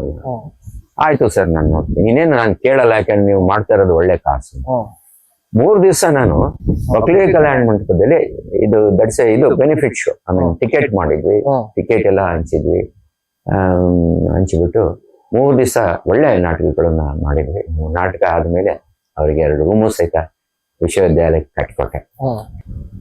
ಆಮೇಲೆ ಸ್ಕೌಟ್ ಅಲ್ಲೂ ನಾವು ಸಚಿದಾನಂದ ಅವರು ಕಮಿಷನರ್ ಆಗಿದ್ರು. ಸ್ಕೌಟ್ ಅಲ್ಲೂ ಬಹಳ ನಾನು ಆಗ ಹತ್ತಿದ್ದೀನಿ, ಈಗಲೂ ಲೈಫ್ ಮೆಂಬರು. ಅಲ್ಲೂ ಒಂದು ಕಟ್ಟಡ ಆಗ್ಬೇಕು ಅಂತ ಅಂದಾಗ ಅದನ್ನ ಕಟ್ಟಡ ಕಟ್ಕೊಟ್ಟಿದ್ದು ಗೊತ್ತು ನಿಮ್ಗೆ, ಅದು ನಿಮಗೆ ಗೊತ್ತಿದೆ. ನಂತರ cubs and Bulbul, state level cubs and Bulbul ಒಂದು ಸಪ್ತಾಹನೂ ಆಯ್ತು, 3 ದಿವಸಗಳ ಕಾಲ ಸಪ್ತಾಹ. KR ಶ್ರೀನಿವಾಸ್ ಅಂತ ಹೇಳಿ ಒಬ್ರು ಡೆಪ್ಟಿ ಕಮಿಷನರ್ ಇದ್ರು, ಅವರು ಬಹಳ ಒಂದು ಪ್ರೋತ್ಸಾಹವನ್ನ ಕೊಟ್ಟರು. ಅದು ತುಂಬಾ ಚೆನ್ನಾಗಾಯ್ತು. ಈಗಲೂ ನಾನು ಸ್ಕೌಟ್ ಅಲ್ಲಿ ಕಂಟಿನ್ಯೂ ಆಗಿದ್ದೀನಿ. ಇನ್ನು MES ಅಲ್ಲಿ ಮಲ್ನಾಡ್ ಎಜುಕೇಶನ್ ಸೊಸೈಟಿನಲ್ಲಿ ನಾನು ಟ್ರೆಜರರ್ ಆಗಿ ಸುಮಾರು 8-10 ವರ್ಷದಿಂದ ಕೆಲಸ ಮಾಡ್ತಾ ಇದ್ದೀನಿ. ಅಲ್ಲಿ ಒಂದು ಸುವರ್ಣ ಮಹೋತ್ಸವದ ಒಂದು ಕಾಂಪ್ಲೆಕ್ಸ್ ಕಟ್ಟಿರೋದು ನಿಮ್ಗೆಲ್ಲ ಗೊತ್ತು, ಇನ್ನೂ ಅಲ್ಲಿ ಕೆಲಸ ಮಾಡ್ತಾ ಇದ್ದೀನಿ. ಹೀಗೆ ಹಲವಾರು ಸಂಸ್ಥೆನಲ್ಲಿ ನಾನು ಕುವೆಂಪು ಯೂನಿವರ್ಸಿಟಿನಲ್ಲಿ ಸೆನೆಟ್ ಆಗಿ 6 ವರ್ಷ ಕೆಲಸ ಮಾಡಿದೆ. ಹೀಗೆ ಇನ್ನೂ ಹಲವಾರು ಸಂಸ್ಥೆನಲ್ಲಿ ಕೆಲಸ ಮಾಡ್ತಾನೆ ಇದ್ದೀನಿ. ಮುಂದಕ್ಕೆ ಎಷ್ಟು ದಿವಸ ಆಗುತ್ತೋ ದೇವ್ರು ಎಷ್ಟು ದಿವಸ ಕೊಡ್ತಾನೋ ಅಷ್ಟು ದಿವಸ ಮಾಡ್ತೀನಿ. ಸರ್, ಈಗ ನೀವು ನಿಮ್ಮ ಪ್ರೊಫೆಷನಲ್ ಲೈಫ್ ಅಲ್ಲಿ ಇಷ್ಟೊಂದು ಆರ್ಗನೈಸೇಷನ್ಸ್ ಅಲ್ಲಿ ಇನ್ವಾಲ್ವ್ ಆಗಿದೆ ಅಂತ ಹೇಳಿದ್ರಿ. Truly inspiring sir. ಕೇಳಿಸ್ಕೊಳಕ್ಕೆ ಈಗ ಇಷ್ಟು ಆರ್ಗನೈಸೇಷನ್ ಒಬ್ಬ ವ್ಯಕ್ತಿ ಇಷ್ಟು ಕಡೆ ಇನ್ವಾಲ್ವ್ ಆಗ್ಬೋದಾ, ಇಷ್ಟು ಕಡೆ ಕೆಲಸ ಮಾಡ್ಬೋದಾ ಅಂದ್ರೆ ಇಟ್ಸ್ ಟ್ರೂಲಿ ಇನ್ಸ್ಪೈರಿಂಗ್. ಪ್ಲಸ್ ಏನಂದ್ರೆ ನಮ್ಗೆ ಅದು ಡೈಜೆಸ್ಟ್ ಮಾಡ್ಕೊಳಕ್ ಹೋಗಲ್ಲ, ನಾವ್ ಹತ್ರ ಮಾಡ್ಬೋದಾ ಒಂದಿನ ಅಂದ್ರೆ ಒಂದು impossible thing to digest actually. But ಏನಂದ್ರೆ ಟ್ರೂಲಿ ಕಮೆಂಡಬಲ್ ಸರ್. ಇಷ್ಟು ನೀವು ಸಮಾಜ ಸೇವೆಯಲ್ಲಿ ಇನ್ವಾಲ್ವ್ ಆಗಿದ್ದೀರಾ, ಸಮಾಜಮುಖಿ ಕಾರ್ಯಕ್ರಮಗಳಲ್ಲಿ ನೀವು ತೊಡಗಿಸ್ಕೊಂಡಿದ್ದೀರಾ. ಸೊ ನಿಮ್ಗೆ end of the day pressure ಅಂತ ಸರ್, ಇಷ್ಟು ಕಡೆ ನಾನು ಕೆಲಸ ಮಾಡಿದ್ದು, ಇಷ್ಟು ಕಡೆ ನಾವು ಇನ್ವಾಲ್ವ್ ಆಗಿ simultaneously you are involve in so many ಪ್ರಾಜೆಕ್ಟ್ಸ್ ಅಥವಾ so many institutions. So pressure ಅನ್ಸುತ್ತಾ ಅಥವಾ what motivates you to do that sir? Basically ನಾವು ಏನೇ ಸಮಾಜ ಸೇವೆ ಮಾಡಕ್ ಹೋಗ್ಬೇಕಾದ್ರೆ ಇಂಟೆನ್ಷನ್ ಒಳ್ಳೇದು ಇಟ್ಕೊಂಡು ಹೋಗ್ಬೇಕು. ಯಾವಾಗ ಒಳ್ಳೆ ಇಂಟೆನ್ಷನ್ ಇಟ್ಕೊಂಡು ಹೋಗ್ತೀವೋ ಅದಕ್ಕೆ ಸರಿಯಾಗಿ ದೇವರು ನಮಗೆ ದಾರಿ ತೋರಿಸ್ತಾ ಹೋಗ್ತಾನೆ. Well said sir. ಹಾಗೇನೆ ಅಲ್ಲೇನೋ ಆ ಚೇರು ಅದಕ್ಕೋಸ್ಕರ ಹೋಗ್ಬಾರ್ದು ನಾವು. ಅದೇನೋ ಒಂದು ಅದು ಅಧಿಕಾರ, ಅದೊಂದು ಚೇರು, ಇದಕ್ಕೆಲ್ಲ ಹೋಗ್ಬಾರ್ದು. ನಾವು ಯಾವಾಗ್ಲೂ ಇಂಟೆನ್ಷನ್ ಒಳ್ಳೇದಿದ್ದಾಗ ನಮ್ಮ ಇಂಟೆನ್ಷನ್ ಏನಿದೆ ಅಂತ ಜನಗಳು ನೋಡ್ತಾರೆ, ಆಗ ಅವರು ಸಹಾಯ ಮಾಡೋದಕ್ಕೆ. ಇನ್ನು time basically it is tough to manage, because ನಮ್ದು ಬಿಸ್ನೆಸ್ ಈ ತರ ಹಲವಾರು ಸಂಸ್ಥೆನಲ್ಲಿ ಕೆಲಸ ಮಾಡೋದು, ಇಟ್ಸ್ ಆಲ್ ಮ್ಯಾನೇಜ್ಮೆಂಟ್. ಸ್ವಲ್ಪ ಕೆಲವು ಸಮಯ ಚಾಲೆಂಜಸ್ ಇತ್ತು, ಓವರ್ಕಮ್. ಸರ್, ನಿಮ್ಮ ರೋಟರಿಯ ಪಯಣದಲ್ಲಿ ನಿಮಗೆ ರೋಲ್ ಮಾಡೆಲ್ ಅಥವಾ ಗುರು ಅಂತ ಆ ಸ್ಥಾನದಲ್ಲಿ ಯಾರನ್ನ ನೋಡ್ತೀರಾ ಅಥವಾ ಯಾರನ್ನ? ಇಲ್ಲ, ನಾನು ನಮ್ಮ ಕ್ಲಬ್ ಅಲ್ಲಿ ತ್ರಿಮೂರ್ತಿಗಳನ್ನ ನಾನು ಗುರು ಅಂತ, ರೋಲ್ ಮಾಡೆಲ್ ಅಂತ ಕರೀತೇನೆ. ಅವರು ನಮ್ಮ PDG ಶಿವೇಗೌಡರು ಇರ್ಬೋದು, ಶೇಖರ್ ಅವರು ಇರ್ಬೋದು, PDG ಸಿಪ್ಪಾಣಿ ಅವರು ಇರ್ಬೋದು. ಇವ್ರು 3 ಜನ ನನಗೆ ತ್ರಿಮೂರ್ತಿಗಳು ರೋಲ್ ಮಾಡೆಲ್ ಅಂತ ನಾನು ಕರಿತೀನಿ. Okay, super sir. ಆಮೇಲೆ ನಿಮಗೆ ಆತ್ಮೀಯ ಸ್ನೇಹಿತರು ಅಂತ ರೋಟರಿ ಸಿಕ್ಕಿದವ್ರು ಯಾರು? ಅಂದ್ರೆ ರೋಟರಿಯಿಂದ ನಿಮ್ಗೆ ಪರಿಚಯ ಆಗಿ ಇವತ್ತು ನಿಮ್ಗೆ ಅವ್ರ ಬೆಸ್ಟ್ ಫ್ರೆಂಡ್ಸ್ ಆಗಿದ್ದಾರೆ, ಕ್ಲೋಸ್ ಫ್ರೆಂಡ್ಸ್ ಆಗಿದ್ದಾರೆ, you can share anything with them, ಮಾತ್ರ ಯಾರಿದ್ದಾರೆ? ಇಲ್ಲ, ತುಂಬಾ ಜನ ಇದ್ದಾರೆ. ಹಾಗೆ ಶಂಕರಗೌಡರು ಇದ್ರು, ಬೇಕಾದಷ್ಟು ಜನ, ಕಾಂತಿಲಾಲ್ ಜೈನ್ ಅವ್ರು ಇರ್ಬೋದು, ರಮೇಶ್ ಅವ್ರು ಇರ್ಬೋದು, ಬಹಳ ವರ್ಷದಿಂದ ನಮ್ಮ ಸ್ನೇಹ. ರಾಜಶೇಖರ್ ಇರ್ಬೋದು, MR ಮಂಜುನಾಥ್ ಇರ್ಬೋದು, MS ಮಂಜುನಾಥ್ ಇರ್ಬೋದು. ಹಾಗೆ ನಾವೆಲ್ಲ ಬಹಳಷ್ಟು ಜನ, ಇನ್ನು ಹಲವರು ನಮ್ಮ JCS ಅಲ್ಲಿ ಇದ್ದವರಲ್ಲ, ಬೇಕಾದಷ್ಟು ಜನ, ಅನಂತೇಗೌಡ ಇರ್ಬೋದು, ಹೀಗೆ ನಂಜನಸ್ವಾಮಿ ಇರ್ಬೋದು, ಹೀಗೆ ತುಂಬಾ ಜನ ಸ್ನೇಹಿತರಿದ್ದಾರೆ, ಆತ್ಮೀಯರಿದ್ದಾರೆ. ನಾವು ಅಷ್ಟು ವರ್ಷದಿಂದ ಸ್ನೇಹ ಇದೆ, ಸುಮಾರು 40-45 ವರ್ಷದಿಂದ. PR ಸಚಿದಾನಂದ ಅವರು ಇದ್ದಾರೆ. ಹಾಗೆ ಇನ್ನು ಈಗ ಬರೋರು ಸ್ನೇಹಿತರಾಗ್ತಾ ಇದ್ದಾರೆ. ಎಲ್ಲಾರು ಸ್ನೇಹಿತರೆ, ಆತ್ಮೀಯ ಸ್ನೇಹಿತರು. ನಾವ್ ಏನ್ ಬೇಕಾದ್ರೂ ಹಂಚ್ಕೊಳ್ಬಹುದು, ಕೆಲವು ಸಮಯ ಜಗಳನೂ ಆಡ್ಬಹುದು. ಸೊ ನಿಮಗೆ ಈಗ being a Rotarian, as of now, how are you feeling being a Rotarian? ಅಂದ್ರೆ what is being a Rotarian mean to you ಅಂತ ನನ್ನ ಕ್ವೆಶ್ಚನ್. ಒಂದು ಅಂತಾರಾಷ್ಟ್ರೀಯ ಮಟ್ಟದಲ್ಲಿ ದೊಡ್ಡ ಒಂದು fellowship and service oriented organisation. Correct. ಅದ್ರ ಜೊತೆಗೆ ಫೌಂಡೇಶನ್. ನಾನು ಯಾವಾಗಲೂ ನಿಮ್ಗೆ ಹೇಳ್ತಾ ಇರ್ತೀನಿ ನಿಮ್ಮ ಭಾಷಣಗಳಲ್ಲಿ, ರೋಟರಿ ಅನ್ನೋದು ಒಂದು ಕಿರೀಟ, ಆ ಕಿರೀಟದ ಮಧ್ಯದಲ್ಲಿ ಪಳಪಳ ಅಂತ ಹೊಳಿತಾ ಇರೋದು ಡೈಮಂಡ್, ಇದು ರೋಟರಿ ಫೌಂಡೇಶನ್ ಅಂತ. ಇವತ್ತು ರೋಟರಿ ಫೌಂಡೇಶನ್ ಇರೋದ್ರಿಂದ ರೋಟರಿ ಇಷ್ಟು ಬೆಳವಣಿಗೆ ಆಗಲಿಕ್ಕೆ ಸಾಧ್ಯ. ನನ್ನ ಪ್ರಕಾರ ರೋಟರಿ, ನಾನೊಬ್ಬ ರೋಟರಿಯನ್ ಆಗಿ ಹೆಮ್ಮೆಯಿಂದ ಹೇಳ್ಕೊಳ್ಳೋದಕ್ಕೆ ಇಷ್ಟಪಡ್ತೀನಿ. ಯಾವಾಗಲೂ ನಾನೊಬ್ಬ ರೋಟರಿಯನ್. ನಮ್ಮ ಕಾರ್ಗಳ ಹಿಂದೆ ನಮ್ದು ರೋಟರಿ ಸಿಂಬಲ್. ಯಾರಾದ್ರೂ, ನಾನು ಮೊನ್ನೆ ಸಹಿತ ಬೆಂಗಳೂರಿಗೆ ಹೋದಾಗ ಇವರ ರೋಟರಿಯನ್ ಅಂತ ಕೇಳಿ ಅವರೇ ಪರಿಚಯ ಮಾಡ್ಕೊಂಡು ನನಗೆ. ನಾನೇನೋ ಟ್ರೀಟ್ಮೆಂಟ್ಗೆ ಹೋಗಿದ್ದೆ, ಅವರು ಕಾರು ನಾನು ಇಬ್ರು ಒಟ್ಟೊಟ್ಟಿಗೆ ನಿಲ್ಸಿದ್ವಿ, ಅವರು ಒಟ್ಟಿಗೆ ಹೊರಟ್ವಿ. ಇವರ ರೋಟರಿಯನ್ ಮಿಚ್ ಕ್ಲಬ್ ಅಂತ ಮಾತಾಡಿದ್ರು. ಹಾಗೆ ರೋಟರಿ ಎಲ್ಲೋದ್ರೂ ನಮ್ಗೆ ಸ್ನೇಹಿತರು ಸಿಗ್ತಾರೆ, ಯಾವುದನ್ನು ಯೋಚನೆ ಮಾಡ್ಬೇಕಾಗಿಲ್ಲ. ಒಂದ್ಸರಿ ಏನಾಯ್ತು, ಡಾಕ್ಟರ್ ನಾಗರಾಜ್ ಅಂತ ಇದ್ರು ಇಲ್ಲಿ, ಅವರು ಅವ್ರ ವೈಫು ಕಾಶಿಗೆ ಹೋದ್ರು. ಇದು ನನಗೆ BR ಸಚ್ಚಿದಾನಂದ ಅವರು ಜೊತೆಲಿದ್ದಾಗ ನನಗೆ ತಿಳಿದಂತ ವಿಚಾರ. ಅದೆಲ್ಲ ನಾನು ಇದ್ದೆ. ಕಾಶಿಗೆ ಹೋದಾಗ ಡಾಕ್ಟರ್ ಇವರು ಅಲ್ಲೇ ಹಾರ್ಟ್ ಅಟ್ಯಾಕ್ ಹೋಗ್ಬಿಟ್ರು. ಅವಾಗ ಇಮಿಡಿಯೇಟ್ ಆಗಿ BR ಸಚ್ಚಿದಾನಂದ ಅಪ್ರೋಚ್ ಮಾಡಿದ್ದು ಯಾರು ಅಂದ್ರೆ ರೋಟೇರಿಯನ್ಸ್, ಅಲ್ಲಿ ಕಾಶಿ ರೋಟೇರಿಯನ್ಸ್ ಅಪ್ರೋಚ್ ಮಾಡಿದ ತಕ್ಷಣ ಈ ತರ ಆಗಿದೆ, ಈ ತರ ಅಂದಾಗ, doctor Nagaraj is not A Rotary member, but ಈ ತರ ಆಗಿದೆ ಸಚ್ಚಿದಾನಂದ ರಿಕ್ವೆಸ್ಟ್ ಮಾಡಿದಾಗ ತಕ್ಷಣ ಅವ್ರು ಬಂದು ಕಾರ್ ಮಾಡಿ ಇಲ್ಲಿ ಕಳ್ಸಿಕೊಡೋ ಅಂತ ವ್ಯವಸ್ಥೆ, ಜೊತೆಲಿ ಅವರು ಒಬ್ರು ಬಂದು ಇಲ್ಲಿ ಬಿಟ್ಟೋಗಂತ. ರೋಟರಿ ಅಂದ್ರೆ ದಿಸ್ ಇಸ್ ದ ಅಡ್ವಾಂಟೇಜ್. ನೀವು ಅಂತಾರಾಷ್ಟ್ರೀಯ ಮಟ್ಟದಲ್ಲಿ ಎಲ್ಲಿ ಬೇಕಾದ್ರೂ ಹೋಗಿ, ಏನ್ ಬೇಕಾದ್ರೂ ತೊಂದರೆ ಇರ್ಲಿ, ಇಲ್ಲ ನೀವು ಅವ್ರ ಜೊತೆಲಿ ಇರ್ಬೇಕು ಅಂದ್ರೆ ಫೆಲೋಶಿಪ್ಗೆ ಇರ್ಲಿ, ಇಲ್ಲ ಏನೋ ಕಷ್ಟ ಅಂದ್ರು, ನಮ್ಗೆ ಒಂದು ರೋಟರಿಲಿ ಇರೋದು ಒಂದು ಹೆಮ್ಮೆ. ನಾವೆಲ್ಲೋದ್ರು ನಾವ್ ಒಬ್ರು ಅಂತ ಅನ್ಸುತ್ತೆ. ಅಂಡ್ ಇದು ನನ್ಗೊಂದು ಪರ್ಸನಲ್ ಕ್ಯೂರಿಯಾಸಿಟಿ ಕೂಡ, ಹಲವಾರು ಯಂಗ್ಸ್ಟರ್ಸ್ಗೂ ಈ ಕ್ಯೂರಿಯಾಸಿಟಿ ಇದೆ. ನೀವು ರೋಟರಿ ಫೌಂಡೇಶನ್ ಬಗ್ಗೆ ಮೆನ್ಷನ್ ಮಾಡಿದ್ರಿ. ಸೊ ರೋಟರಿ ಫೌಂಡೇಶನ್ ಅಲ್ಲಿ ನಮ್ಮ ಕ್ಲಬ್ ಇಂದ ಮೇಜರ್ ಡೋನರ್ ನೀವು, ಹೈಯೆಸ್ಟ್ ಕಾಂಟ್ರಿಬ್ಯೂಷನ್ ನೀವು TRF ಕೊಟ್ಟಿದ್ದೀರಾ. ಸೊ ಇಷ್ಟು ಕೊಟ್ಟ ಮೇಲೂ after your already on the top of the table, still voluntary ಆಗಿ ನೀವೇ ನಮ್ಮ ಎಲ್ಲಾ ಪ್ರಾಜೆಕ್ಟ್ಸ್ಗೂ ನೀವೇ, ನಾವು ಕೇಳಕ್ಕಿಂತ ಮುಂಚೆ ನಾವು ಇನ್ನೂ ನಮ್ಗೆ ಸ್ಪಾನ್ಸರ್ ಮಾಡ್ತಿದ್ರ, ನಮ್ಗೆ ಕಾಂಟ್ರಿಬ್ಯೂಟ್ ಮಾಡ್ತಿದ್ರ, ಯಾಕೆ ಸರ್? ಅಂದ್ರೆ ನಮ್ಗೆ what is there to achieve more ಅಂತ ನಿಮ್ ಪ್ರಕಾರ? ಈಗ ದಾನ ಅಂತ ಬಂದಾಗ ಎರಡು ತರ ದಾನಗಳಿರುತ್ತೆ. ಒಂದು ಪಾತ್ರ ದಾನ, ಇನ್ನೊಂದು ಅಪಾತ್ರ ದಾನ ಅಂತ. ನನಗೆ ಕೆಲವು ಸಮಯ ಡೊನೇಷನ್ ಕೊಟ್ಟಾಗ ಗೊತ್ತಾಗ್ತಾ ಇರುತ್ತೆ ಇದು ಅಪಾತ್ರ ದಾನ ಅಂತ. ಕೆಲವೆಲ್ಲ ಬರ್ತಾ ಇರ್ತಾರೆ, ನಾನು ಆಫೀಸಲ್ಲಿದ್ದೆ ಯಾರೋ ಬರ್ತಾರೆ ಕೇಳ್ತಾರೆ, ಇಲ್ಲ ಅಂದ್ರೆ ಅವರಿಗೆ ಸಿಟ್ಟು ಬರುತ್ತೆ, ಇಲ್ಲ ಬೇಜಾರು ಮಾಡ್ಕೊಳ್ತಾರೆ, ಪರಿಚಯ ಇರುತ್ತೆ, ಕೊಡ್ಲೇಬೇಕಾಗುತ್ತೆ. ನನಗೆ ಕೊಟ್ಟಾದ್ಮೇಲೆ ಇದು ಅಪಾತ್ರ ದಾನ ಅಂತ ಗೊತ್ತಾಗುತ್ತೆ. ಪಾತ್ರದಾನಗಳು ಅಂದ್ರೆ ಅದು ನಿಜವಾಗೂ ಬಳಕೆ ಆಗ್ತಕ್ಕಂಥದ್ದು. ಈಗ ರೋಟರಿ ಫೌಂಡೇಶನ್ ಕೊಡ್ತಕ್ಕಂಥದ್ದು ನಿಜವಾಗೂ ಪಾತ್ರದಾನ. ಯಾಕಂದ್ರೆ ಅಲ್ಲಿ ಒಂದೊಂದು ಪೈಸನು ಖರ್ಚಾಗತ್ತೆ. ಇಂಟರ್ನ್ಯಾಷನಲ್ ಲೆವೆಲ್ ಅಲ್ಲಿ ಸೋಷಿಯಲ್ ಸರ್ವಿಸ್ಗೆ ಖರ್ಚಾಗತ್ತೆ. ಹಾಗಾಗಿ ನಾನು ರೋಟರಿ ಫೌಂಡೇಶನ್ ಬಹಳ ಇಷ್ಟಪಡ್ತೀನಿ. ಹಾಗಾಗಿ ನಾನು ಕೊಡ್ತಾ ಬಂದಿದ್ದೀನಿ. ಇನ್ನೂ ಕೊಡ್ತೀರಾ ಅಂತ ನೀವೊಂದು ಪ್ರಶ್ನೆ, ಮುಂದಿನ ಪ್ರಶ್ನೆ. ಈಗ ಆಕ್ಚುಲಿ ಕೊಡೋದು ಯಾವತ್ತೂ ನಿಲ್ಬಾರ್ದು. ನಾವು ಜೀವದಲ್ಲಿ ಇರೋವರೆಗೂ, ನಮಗೆ ಶಕ್ತಿ ಇರೋವರೆಗೂ, ಆ ದೇವರು ನಮಗೆ ಎಷ್ಟು ಶಕ್ತಿ ಕೊಡ್ತಾನೋ ಅಲ್ಲಿವರೆಗೂ ರೋಟರಿ ಫೌಂಡೇಶನ್ಗೆ ಕೊಡ್ತಾ ಹೋಗ್ಬೇಕು. ಮತ್ತೆ ಹಾಗೇನೆ ಪಾತ್ರದಾನಗಳು ಸಮಾಜದಲ್ಲಿ ಬೇಕಾದಷ್ಟು ಆಗಿದೆ, ಹಾಗೇನೆ ಅಪಾತ್ರದಾನಗಳು ಆಗಿದೆ. ಬಟ್ ಬಹಳ ಮುಖ್ಯವಾದ ಪಾತ್ರದಾನ ರೋಟರಿ ಫೌಂಡೇಶನ್ ಕೊಡ್ತಕ್ಕಂಥದ್ದು. ರೋಟರಿ ಫೌಂಡೇಶನ್ಗೆ ಆ ದೇವ್ರ ಶಕ್ತಿ ಕೊಟ್ರೆ ಇನ್ನೊಂದು ಮೇಜರ್ ಡೋನರ್ ಆಗ್ಬೇಕು ಅಂತಿದ್ದೀನಿ. ಗೊತ್ತಿಲ್ಲ ನನಗೆ, ಅವನ್ ದೇವರು ಗಾಡ್ ಆಲ್ಮೈಟಿ ನನ್ಗೊಂದು ಒಂದು ಆಶೀರ್ವಾದ ಮಾಡ್ಲಿ ಅಂತ ನಾನು ಕೇಳ್ಕೊಳ್ತೀನಿ. ಸೋಷಿಯಲ್ ಸರ್ವಿಸಸ್ ಬಗ್ಗೆ ಮಾತಾಡಿದ್ರಿ, ನಿಮ್ಮ ಕಾಂಟ್ರಿಬ್ಯೂಷನ್ ಸೊಸೈಟಿ ಬಗ್ಗೆ ಮಾತಾಡಿದ್ರಿ. ಸೊ ನಾವು will talk about your business also. As a businessman, you are a partner in water jet engineer. So ಅದ್ರ ಬಗ್ಗೆ ಅದು ಹೆಂಗ್ ಶುರು ಆಯ್ತು, ಅಥವಾ ಅದ್ರ ಬಗ್ಗೆ ಸ್ವಲ್ಪ ಹೇಳಿ ಸರ್. ನಂದು ಎಜುಕೇಶನ್ ಮುಗಿದ ಮೇಲೆ, B.Tech ಎಲೆಕ್ಟ್ರಿಕಲ್ ಮುಗಿದ ಮೇಲೆ, ನಾನು ಏನಾದ್ರು ದೇಶಕ್ಕೆ ಒಂದ್ ಸ್ವಲ್ಪ ಸರ್ವಿಸ್ ಮಾಡ್ಬೇಕು ಅನ್ನೋ ಯೋಚನೆ ಇತ್ತು. ಇಂಡಿಯನ್ ನೇವಿನ, ಏರ್ಫೋರ್ಸ್ ಸೇರ್ಕೋಬೇಕು ಅಂತ ಯೋಚನೆ ಇತ್ತು. ಅಪ್ಲೈ ಮಾಡಿದ್ವಿ. ನಾನು ಸೆಲೆಕ್ಟ್ ಆದೆ, ಏವಿಯೇಷನ್ ಸೆಲೆಕ್ಟ್ ಆದೆ. INS ಜಾಮ್ನಗರ್ ಅಲ್ಲಿ ಅದೆಲ್ಲ ಇಂಟರ್ವ್ಯೂ ಇದ್ದಿದ್ದು. INS Jamnagar is a very big base in India. ಪಾಕಿಸ್ತಾನದಿಂದ ಒಂದು ಫ್ಲೈ ಮಾಡಿದ್ರೆ ಅಲ್ಲಿಗೆ 5 ನಿಮಿಷಕ್ಕೆ ಬಂದು ತಲುಪುತ್ತೆ. ಅದು ವೆರಿ ಬಿಗ್ ಬೇಸ್. ಇನ್ಫ್ಯಾಕ್ಟ್ ದೊಡ್ಡ ಶಿಪ್ ನಮ್ದು INS ವಿಕ್ರಾಂತ್, ಈಗ ಹೊಸದು, ಹಿಂದೆ ಬ್ರಿಟಿಷರ್ ಶಿಪ್ ಅದು. ಅಂತ ಶಿಪ್ಗಳು ಅಲ್ಲಿ ನಿಲ್ತಾ ಇತ್ತು. ಅಲ್ಲಿ ಹೋಗಿ ನಾನು ಸುಮಾರು 15 ದಿವಸ ಗಟ್ಟಲೆ ಆದದ್ದು ಟೆಸ್ಟ್ಗಳು ಅದು ಇದು ಎಲ್ಲ ಇತ್ತು. ನಾನು ಏವಿಯೇಷನ್ ಸೆಲೆಕ್ಟ್ ಆದೆ. ಸ್ವಲ್ಪ ಕಡಿಮೆ ಮಾರ್ಕ್ಸ್ ತೆಗೆದ್ರು, ಸೇಲರ್ ಆಗಿ ಸೆಲೆಕ್ಟ್ ಆದೆ. ನಾನು ಸೆಲೆಕ್ಟ್ ಆದೆ.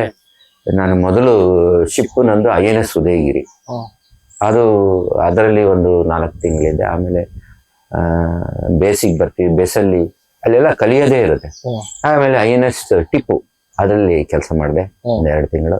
ಆಮೇಲೆ ವಿಕ್ರಾಂತಲ್ಲೂ 1 ತಿಂಗಳು ನಾನು ಕೆಲಸ ಮಾಡಿದೆ. ನನಗೆ ಒಂದು ಕಾಲು ವರ್ಷ ಆದ್ರೂ ನನಗೆ ಅದೇನೋ ಸಿಕ್ಕು ಪದೇ ಬರ್ತಾ ಇತ್ತು, ಊಟನೇ ಸೇರ್ತಾ ಇರ್ಲಿಲ್ಲ. ಹಾಗಾಗಿ ನನ್ನ ವೆಯ್ಟ್ ತುಂಬಾ ಕಡಿಮೆ ಆಗೋದು. ಮೊರವರು ನಾನು ನಾನ್ ವೆಜಿಟೇರಿಯನ್ ಇಲ್ಲ, ಇವನ್ ಸ್ಪಿರಿಟ್ ತೊಗೊಳ್ತಾ ಇರ್ಲಿಲ್ಲ. ಹಾಗಾಗಿ ನಾನು ಡಾಕ್ಟರ್ ಹತ್ರ ಒಂದ್ಸರಿ ಹೋಗ್ಬಿಟ್ಟು, ನಮ್ಮ ನೇವಿ ಡಾಕ್ಟರ್ಸ್ಗಳೇ ಇರ್ತಾರೆ, ಈಗ ಆಗ್ತಾ ಇದೆ ನನಗೆ ಊಟನೇ ಸೇರಲ್ಲ, ಎಷ್ಟೋ ದಿವಸ ಊಟ ಇಲ್ದಲೇ ಇದ್ದೀನಿ, ತುಂಬಾ ಸಿಕ್ ವಾಮಿಟಿಂಗ್ ಬರ್ತಾ ಇದೆ. ಅವರು ಪೂರ್ಣ ಚೆಕ್ ಮಾಡಿ, ನೀವು ನೇವಿ ಬಿಟ್ಟು ಹೋಗಕ್ಕೆ ಇಷ್ಟನಾ ಅಂತ ಕೇಳಿ, ಬಿಟ್ಟು ಹೋಗ್ತೀನಿ, ನನಗೆ I think it has become difficult for me to stay back in navy ಬಿಟ್ಟು ನಾನು ಬಂದ್ಬಿಟ್ಟು ಇಲ್ಲಿ 2 ವರ್ಷ ನಾನು ನಮ್ಮ ಅಂಕಲ್ದು ಫಾರ್ಮಸ್ಯೂಟಿಕಲ್ ಡಿಸ್ಟ್ರಿಬ್ಯೂಷನ್ ನಡೆಸಿದೆ. ನಡೆಸಾದ್ಮೇಲೆ ಇದು ನನ್ನ ಅಂದ್ರೆ ಇಂಜಿನಿಯರಿಂಗ್ ಆಸ್ಪೆಕ್ಟಿಗೆ ಅಲ್ಲ, ಇದು ಆಗ್ಲೇ ನಾವು ಮೆಡಿಕಲ್ ಅಸೋಸಿಯೇಷನ್, ನಮ್ಮ ಚಿಕ್ಕಮಗಳೂರು ಮೆಡಿಕಲ್ ಅಸೋಸಿಯೇಷನ್ ಊಟ ಹಾಕಿದ್ದು. ಶ್ರೀಧರ್ ಮೂರ್ತಿಗಳು ಅಂತಿದ್ರು, ಇನ್ನೊಬ್ಬರು ದಿವ್ಯಾ ಫಾರ್ಮಸಿ ಅಂತೇಳಿ ಅವರಿದ್ರು, ನಮ್ದೆ 3 ಫಾರ್ಮಸಿ ಇದ್ದಿದ್ದು ಅವಾಗ ಡಿಸ್ಟ್ರಿಬ್ಯೂಷನ್ ಚಿಪ್.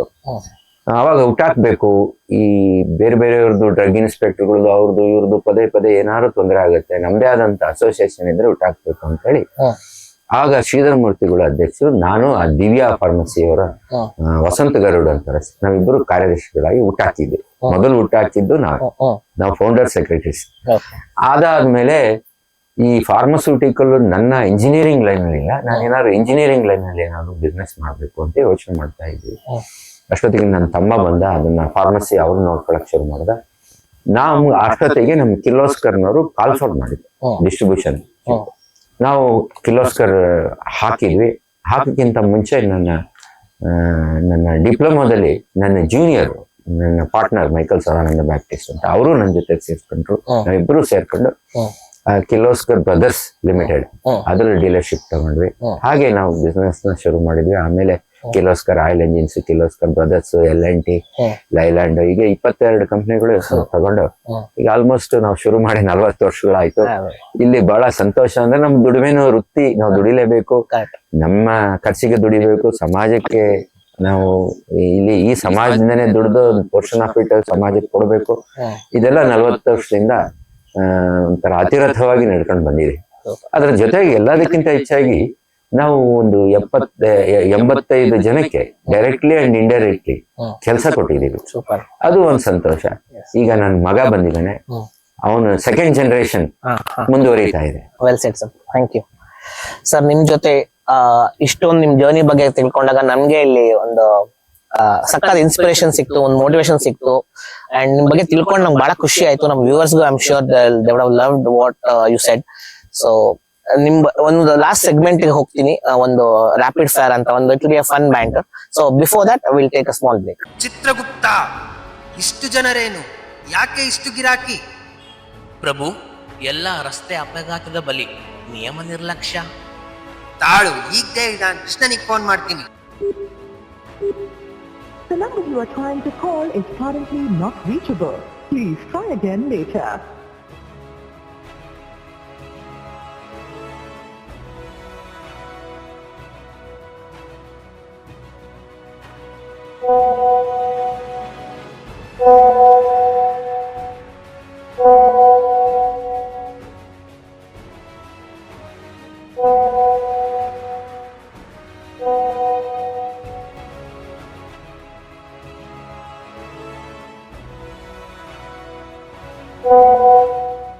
ಟ್ರಾಫಿಕ್ ನಿಯಮ ಉಲ್ಲಂಘಿಸಿದ್ರೆ ನರಕ ಗ್ಯಾರಂಟಿ. ನಿಯಮ ಪಾಲಿಸಿ, ಸುರಕ್ಷಿತವಾಗಿ ಚಲಿಸಿ. ಸಂವೇದನಾ ರೋಟರಿ ಕ್ಲಬ್ ಚಿಕ್ಕಮಗಳೂರು ಯೂಟ್ಯೂಬ್ ಚಾನಲ್ಗೆ ಮತ್ತೊಮ್ಮೆ ಸ್ವಾಗತ. ಸೊ ನಾವು ಇವತ್ತಿನ ಪಾಡ್ಕಾಸ್ಟ್ ನ ಲಾಸ್ಟ್ ಸೆಗ್ಮೆಂಟ್ ಅಲ್ಲಿ ಇದೀವಿ. So we are having a fun rapid fire round with our guest Rotarian D.H. Nataraj sir. So one person that comes to your mind when I say Rotary? Shekhar ಅವರು. MC Shekhar sir. Well done. Super.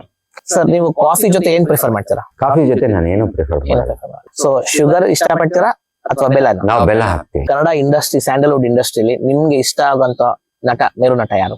ನನಗೆಲ್ಲ ಕಲಾವಿದರು ಇಷ್ಟ, ಅದರಲ್ಲಿ ರಾಜ್ಕುಮಾರ್ ಬಹಳ ಇಷ್ಟ. Super sir. Favourite actress? Aarathi. Sir ನೀವು ಯಾವ ಮೂವಿನ ಮತ್ತೊಂದ್ಸತಿ theatre ಹೋಗಿ ನೋಡಕ್ ಇಷ್ಟಪಡ್ತೀರಾ? ನಾನು 32 ವರ್ಷ 34 ವರ್ಷದಿಂದ ಥಿಯೇಟರ್ಗೆ ಹೋಗೇ ಇಲ್ಲ. ಹೋಗಿಲ್ಲ. ಬಟ್ ನೀವು ನೋಡಿರೋದ್ರಲ್ಲಿ ನೀವು ಮತ್ತೊಂದ್ಸತಿ ನೋಡಕ್ ಅದೇ ಇಷ್ಟಪಡೋದೇ ರಂಗನಾಯಕಿ. ರಂಗನಾಯಕಿ. ಸೂಪರ್. ದೇವ್ರು ನಿಮ್ ಮುಂದೆ ಪ್ರತ್ಯಕ್ಷ ಆದ್ರೆ ಏನ್ ಕೇಳಕ್ ಇಷ್ಟಪಡ್ತೀರಾ ಸರ್? ಸರ್ವೇ ಜನೋ ಸುಖಿನೋ ಭವಂತು, ಸಮಸ್ತ ಕಲ್ಯಾಣ ಭವಂತು.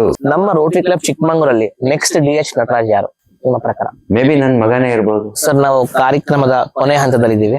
ನೀವು ನಿಮ್ಮ ಲೈಫ್ ಬಗ್ಗೆ ಹಲವಾರು ವಿಷಯಗಳನ್ನ ಜೊತೆ ಹಂಚ್ಕೊಂಡಿದ್ದೀರಾ. ಸೊ ನಮ್ಗೆ ಬಹಳ ಇನ್ಸ್ಪೈರ್ ಆಗಿದೆ ಅದ್ರಲ್ಲಿ ಆವಾಗಲೇ ಹೇಳ್ದಂಗೆ. ಸೊ ಕೊನೆಯದಾಗಿ ಈ ಪ್ರೋಗ್ರಾಮ್ ಮುಗಿಯೋಕ್ಕಿಂತ ಮುಂಚೆ ನಮ್ಮ ವ್ಯೂವರ್ಸ್ ಗಾಗ್ಲಿ ನಮ್ಮಂತ ಯಂಗ್ ರೊಟೇರಿಯನ್ಸ್ ಗಾಗ್ಲಿ ಅಥವಾ ಸಮಾಜಕ್ಕೆ ಏನೊಂದು ಮೆಸೇಜ್ ಕೊಡಕ್ ಇಷ್ಟಪಡ್ತೀರಾ ಸರ್? ನಾನು ಸಾಕಷ್ಟು ಆರ್ಗನೈಸೇಷನ್, ಸುಮಾರು 14-15 ಆರ್ಗನೈಸೇಷನ್ ರೋಟರಿ ಸೇರಿ ಕೆಲಸ ಮಾಡಿದ್ದೀನಿ. ಹಲವಾರು ಕಟ್ಟಡಗಳನ್ನ ಕಟ್ಟಿದೀವಿ, ಹಲವಾರು ಒಳ್ಳೆ ಕೆಲಸಗಳನ್ನ ಮಾಡಿದ್ವಿ. ಅದು ನಾನು ಇಂಡಿವಿಜುವಲ್ ಆಗಿ ಮಾಡಿದ್ದೀನಿ ಅಂತ ತಿಳ್ಕೊಬೇಡಿ. ವ್ಯೂವರ್ಸ್ ಆಗ್ಲಿ ರೋಟೇರಿಯನ್ಸ್ ಆಗ್ಲಿ ಎಲ್ಲ ಕಲೆಕ್ಟಿವ್ ಆಗಿ ಮಾಡಿರ್ತಕ್ಕಂಥದ್ದು. ಸಂಘ ಸಂಸ್ಥೆ ಅಂದ್ರೆ ಎಲ್ಲರೂ ಕಲೆಕ್ಟಿವ್ ಆಗಿ ಮಾಡಿರ್ತಕ್ಕಂಥದ್ದು. ಅದರ ಲೀಡರ್ಶಿಪ್ ನಾನು ತಗೊಂಡು ಮಾಡಿದ್ದೀನಿ. ಮಾಡಿರೋದಕ್ಕೆ ನಂಗೆ ಬಹಳ ಸಂತೋಷ ಇದೆ. ಆಮೇಲೆ ವ್ಯೂವರ್ಸ್ ಆಗ್ಲಿ, ಯಾರು ನಮ್ಮ ಸಂಘ ಸಂಸ್ಥೆಯಲ್ಲಿ ನನ್ನೊಟ್ಟಿಗೆ ಇದ್ದ ವ್ಯೂವರ್ಸ್ ಆಗ್ಲಿ, ರೊಟೇರಿಯನ್ಸ್ ನಾನು ಧನ್ಯವಾದಗಳನ್ನ, ನೀವು ಕೊಟ್ಟಂತ ಒಂದು ಕೋಆಪರೇಷನ್ಗೆ, ತೋರಿಸಿದಂತ ಪ್ರೀತಿಗೆ ನಾನು ಧನ್ಯವಾದಗಳನ್ನ ಹೇಳಲಿಕ್ಕೆ ಇಷ್ಟಪಡ್ತೀನಿ. Sir thank you sir. ನಿಮ್ಮ ಅಮೂಲ್ಯವಾದ ಸಮಯ ನಮ್ಮ ಜೊತೆ ನಮ್ಗಾಗಿ ಮೀಸಲಿಟ್ಟು ಇವತ್ತು ನಮ್ಗೆ ಈ ಪಾಡ್ಕಾಸ್ಟ್ ಅಲ್ಲಿ ನೀವು ಇನ್ವಾಲ್ವ್ ಆಗಿದ್ದು ಥ್ಯಾಂಕ್ ಯು. ನಿಮ್ ಜರ್ನಿ ಬಗ್ಗೆ ನಿಮಗೂ ಸರ್, ರೊಟೇರಿಯನ್ಸ್ಗೂ ಎಲ್ಲ ವ್ಯೂವರ್ಸ್ಗೂ ನನ್ನ ಧನ್ಯವಾದಗಳು. Thank you sir. ಸೊ ನಿಮ್ಮ ಜರ್ನಿ ಬಗ್ಗೆ ಕೇಳಿ ನಮ್ಮೆಲ್ಲರಿಗೂ ಬಹಳ ಒಂದು ಇನ್ಸ್ಪಿರೇಷನ್ ಸಿಕ್ಕಿದೆ. ಸೊ ನೀವು ಈ ಪಾಡ್ಕಾಸ್ಟ್ ಒಪ್ಕೊಂಡು ನಮ್ ಜೊತೆ ಇಂಟರ್ವ್ಯೂ ಮಾಡಿದ್ ನಮ್ಗೆ ಅಷ್ಟೇ ಸಂತೋಷ ಕೊಟ್ಟಿದೆ. ಸೊ ಮುಂದಿನ ಪೀಳಿಗೆ ಜನರೇಷನ್ ನಮ್ಮ ರೊಟೇರಿಯನ್ಸ್ಗೆ ಖಂಡಿತವಾಗ್ಲೂ ಇದು ಒಂದು ಒಳ್ಳೆ ಎಕ್ಸಾಂಪಲ್ ಆಗತ್ತೆ, like how to lead a Rotarian life ಅಂತ. So thank you once again for giving your time. Thank you for staying with us. We'll come back with more fascinating stories and success stories like this. Please stay tuned. Thank you.